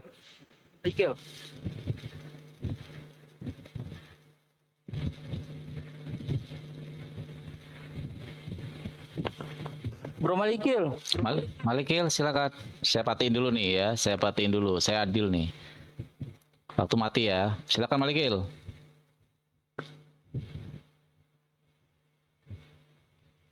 Halo, Malikil. Ini kenapa kalian ini?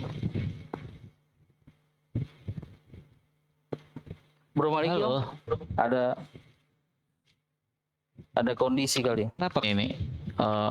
Ya jangan dong, saya jadi kasihan loh. Tadi saya udah gak tega loh. Jangan sampai nanti pingsan bro? ya. Apa itu? Waktu Anda loh dipanggil dari tadi malah.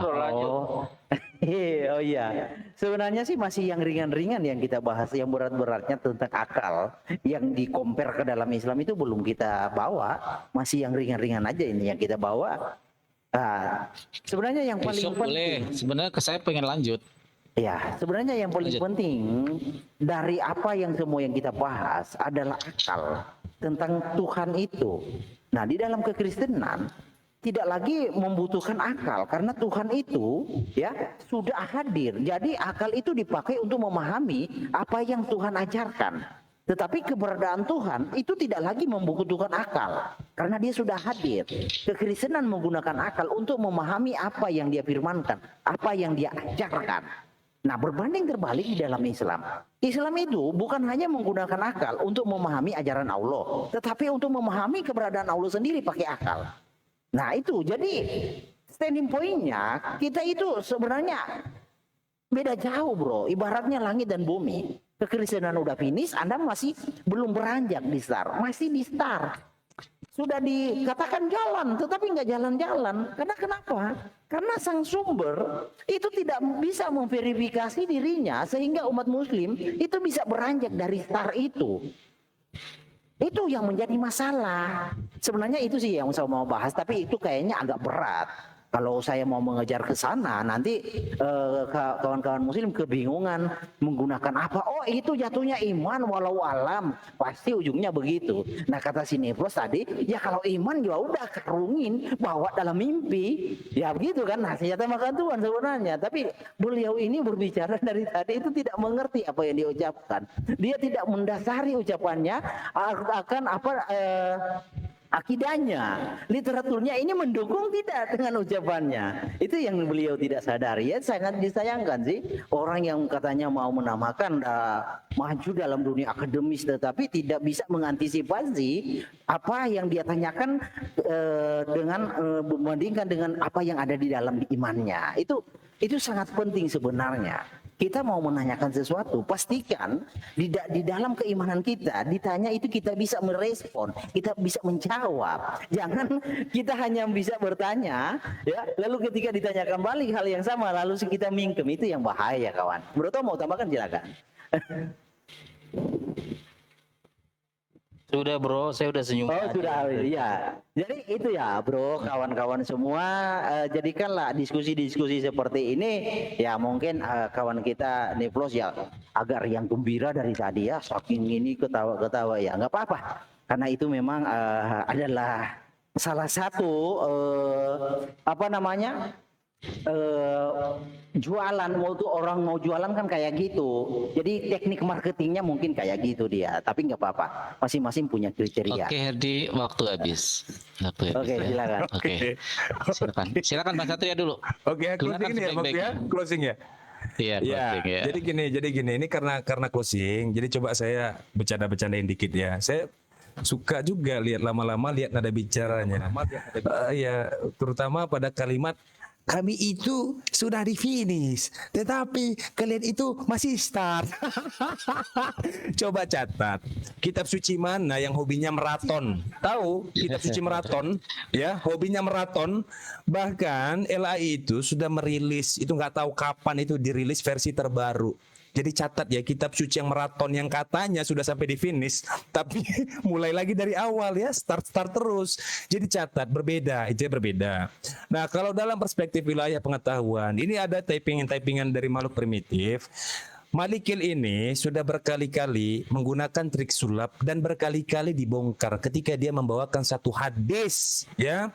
Dia tidak tahu ketika ditanya perawinya, dia tidak tahu ketika ditanya sanadnya, dia tidak tahu ketika bicara soal isnad musnad, dia tidak tahu ketika sudah berbicara rijalul hadis, sanad hadis, riwayat hadis, sebab muabab turunnya hadis. Dia tidak tahu bicara itu, dan lagi hadis-hadis itu selalu dia bawa. Maka saya capek kalau membongkar trik sulap, tetapi ada pesulap yang terus-menerus dia percaya diri dengan triknya yang jadul itu. Lelah sekali ya melayani hadis-hadis yang dia bawa. Itu satu. Yang kedua, kalau dia katakan bahwa yang paling dibutuhkan itu adalah iman, seolah-olah Kristen itu sudah sampai pada tingkatan iman, dia sudah sampai pada tingkatan final. Lagi-lagi itu adalah cita-cita dan angan-anganmu. Kalian belum selesai. Bible itu belum selesai, Bible itu belum final. Kenapa? Bahkan di dalam Bible sebenarnya masih banyak sekali hal-hal yang penuh dengan keterangan-keterangan yang saling bertentangan, tidak nyambung, tidak rasional. Saya pastikan itu. Kenapa? Kalau kita bicara kitab suci mana yang benar-benar dari wahyu Tuhan, kalian tentu tidak akan bisa mengelak bahwa di dalam kitab suci kalian itu terdapat apa? Penelitian, terdapat apa? Observasi, terdapat apa? Riset, terdapat apa? Investigasi, terdapat apa? Hipotesa, jawaban-jawaban sementara. Yang akhirnya dalil terakhir yang bisa kalian pakai itu iman. Itu senjata terakhir kalian. Maka saya bilang kalau ada orang yang menggunakan dalil keimanan untuk menjadi senjata terakhirnya, mendingan jangan ikut berperang, jangan ikut bertempur. Kenapa? Karena kita hidup dalam dunia nyata. Sebagaimana Allah itu menurunkan utusannya di kalangan manusia, karena hanya manusia yang bisa berpikir, tidak seperti hewan. Kenapa? Karena hewan juga beriman. Siapa yang mengatakan itu? Salah satu ilmuwan yang bernama Profesor Yuval Noah Harari. Dalam bukunya apa? Bukunya Sapiens Gravis. Membedakan apa? Antara simpanse dan manusia. Siapakah yang mendekati simpanse? Adakah manusia mendekati simpanse? Ada. Manusia yang hanya bisa mengandalkan keyakinannya saja tanpa menggunakan aspek ilmu pengetahuannya, tanpa melibatkan instrumen akalnya, tanpa memakai logikanya. Nah, itu mendekati simpanse. Kita berbeda kasta, bahkan dari segala sisi kita berbeda kasta, ya, antara kaum Sudra dan kaum Brahma. Mohon maaf saya bilang, kenapa? Itu bisa diuji. Kami tetap konsisten. Ayat Al-Quran tidak pernah bertambah, tidak pernah berkurang, dan tidak pernah berubah. Boro-boro dibuat revisi baru. jadi jangan bercita-cita ya. Tunggu sampai kalian betul-betul memahami apa yang ada di dalam Bible, baru mungkin kita bisa hampir setara. Silakan Abangku, silakan. Oke, saya singkat aja bahwa ternyata seperti ada kesalahan dalam melihat Tuhannya di dalam Bible tidak bisa membedakan mana ular mana cacing, ya.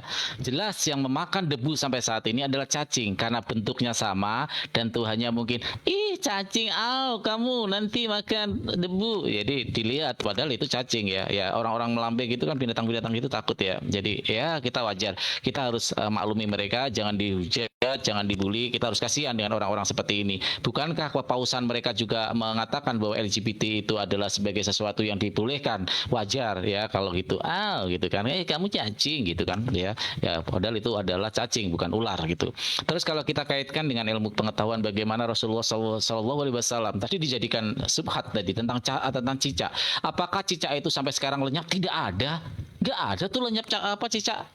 Dan cicak benar-benar membuktikan bagaimana masa dahulu Rasulullah belum ada laboratorium sudah bisa memprediksi bahwa cicak termasuk binatang yang membawa penyakit. Ini sebuah kebenaran yang luar biasa ya, kebenaran yang nyata, kebenaran yang real, kebenaran yang tidak bisa ditolak bahwa Rasulullah SAW ucapannya walaupun sekedar hadis itu terbukti nubuatannya ya, itu terbukti kebenarannya. Itulah Rasulullah SAW, itulah Al-Qur'anul Karim. Terima kasih.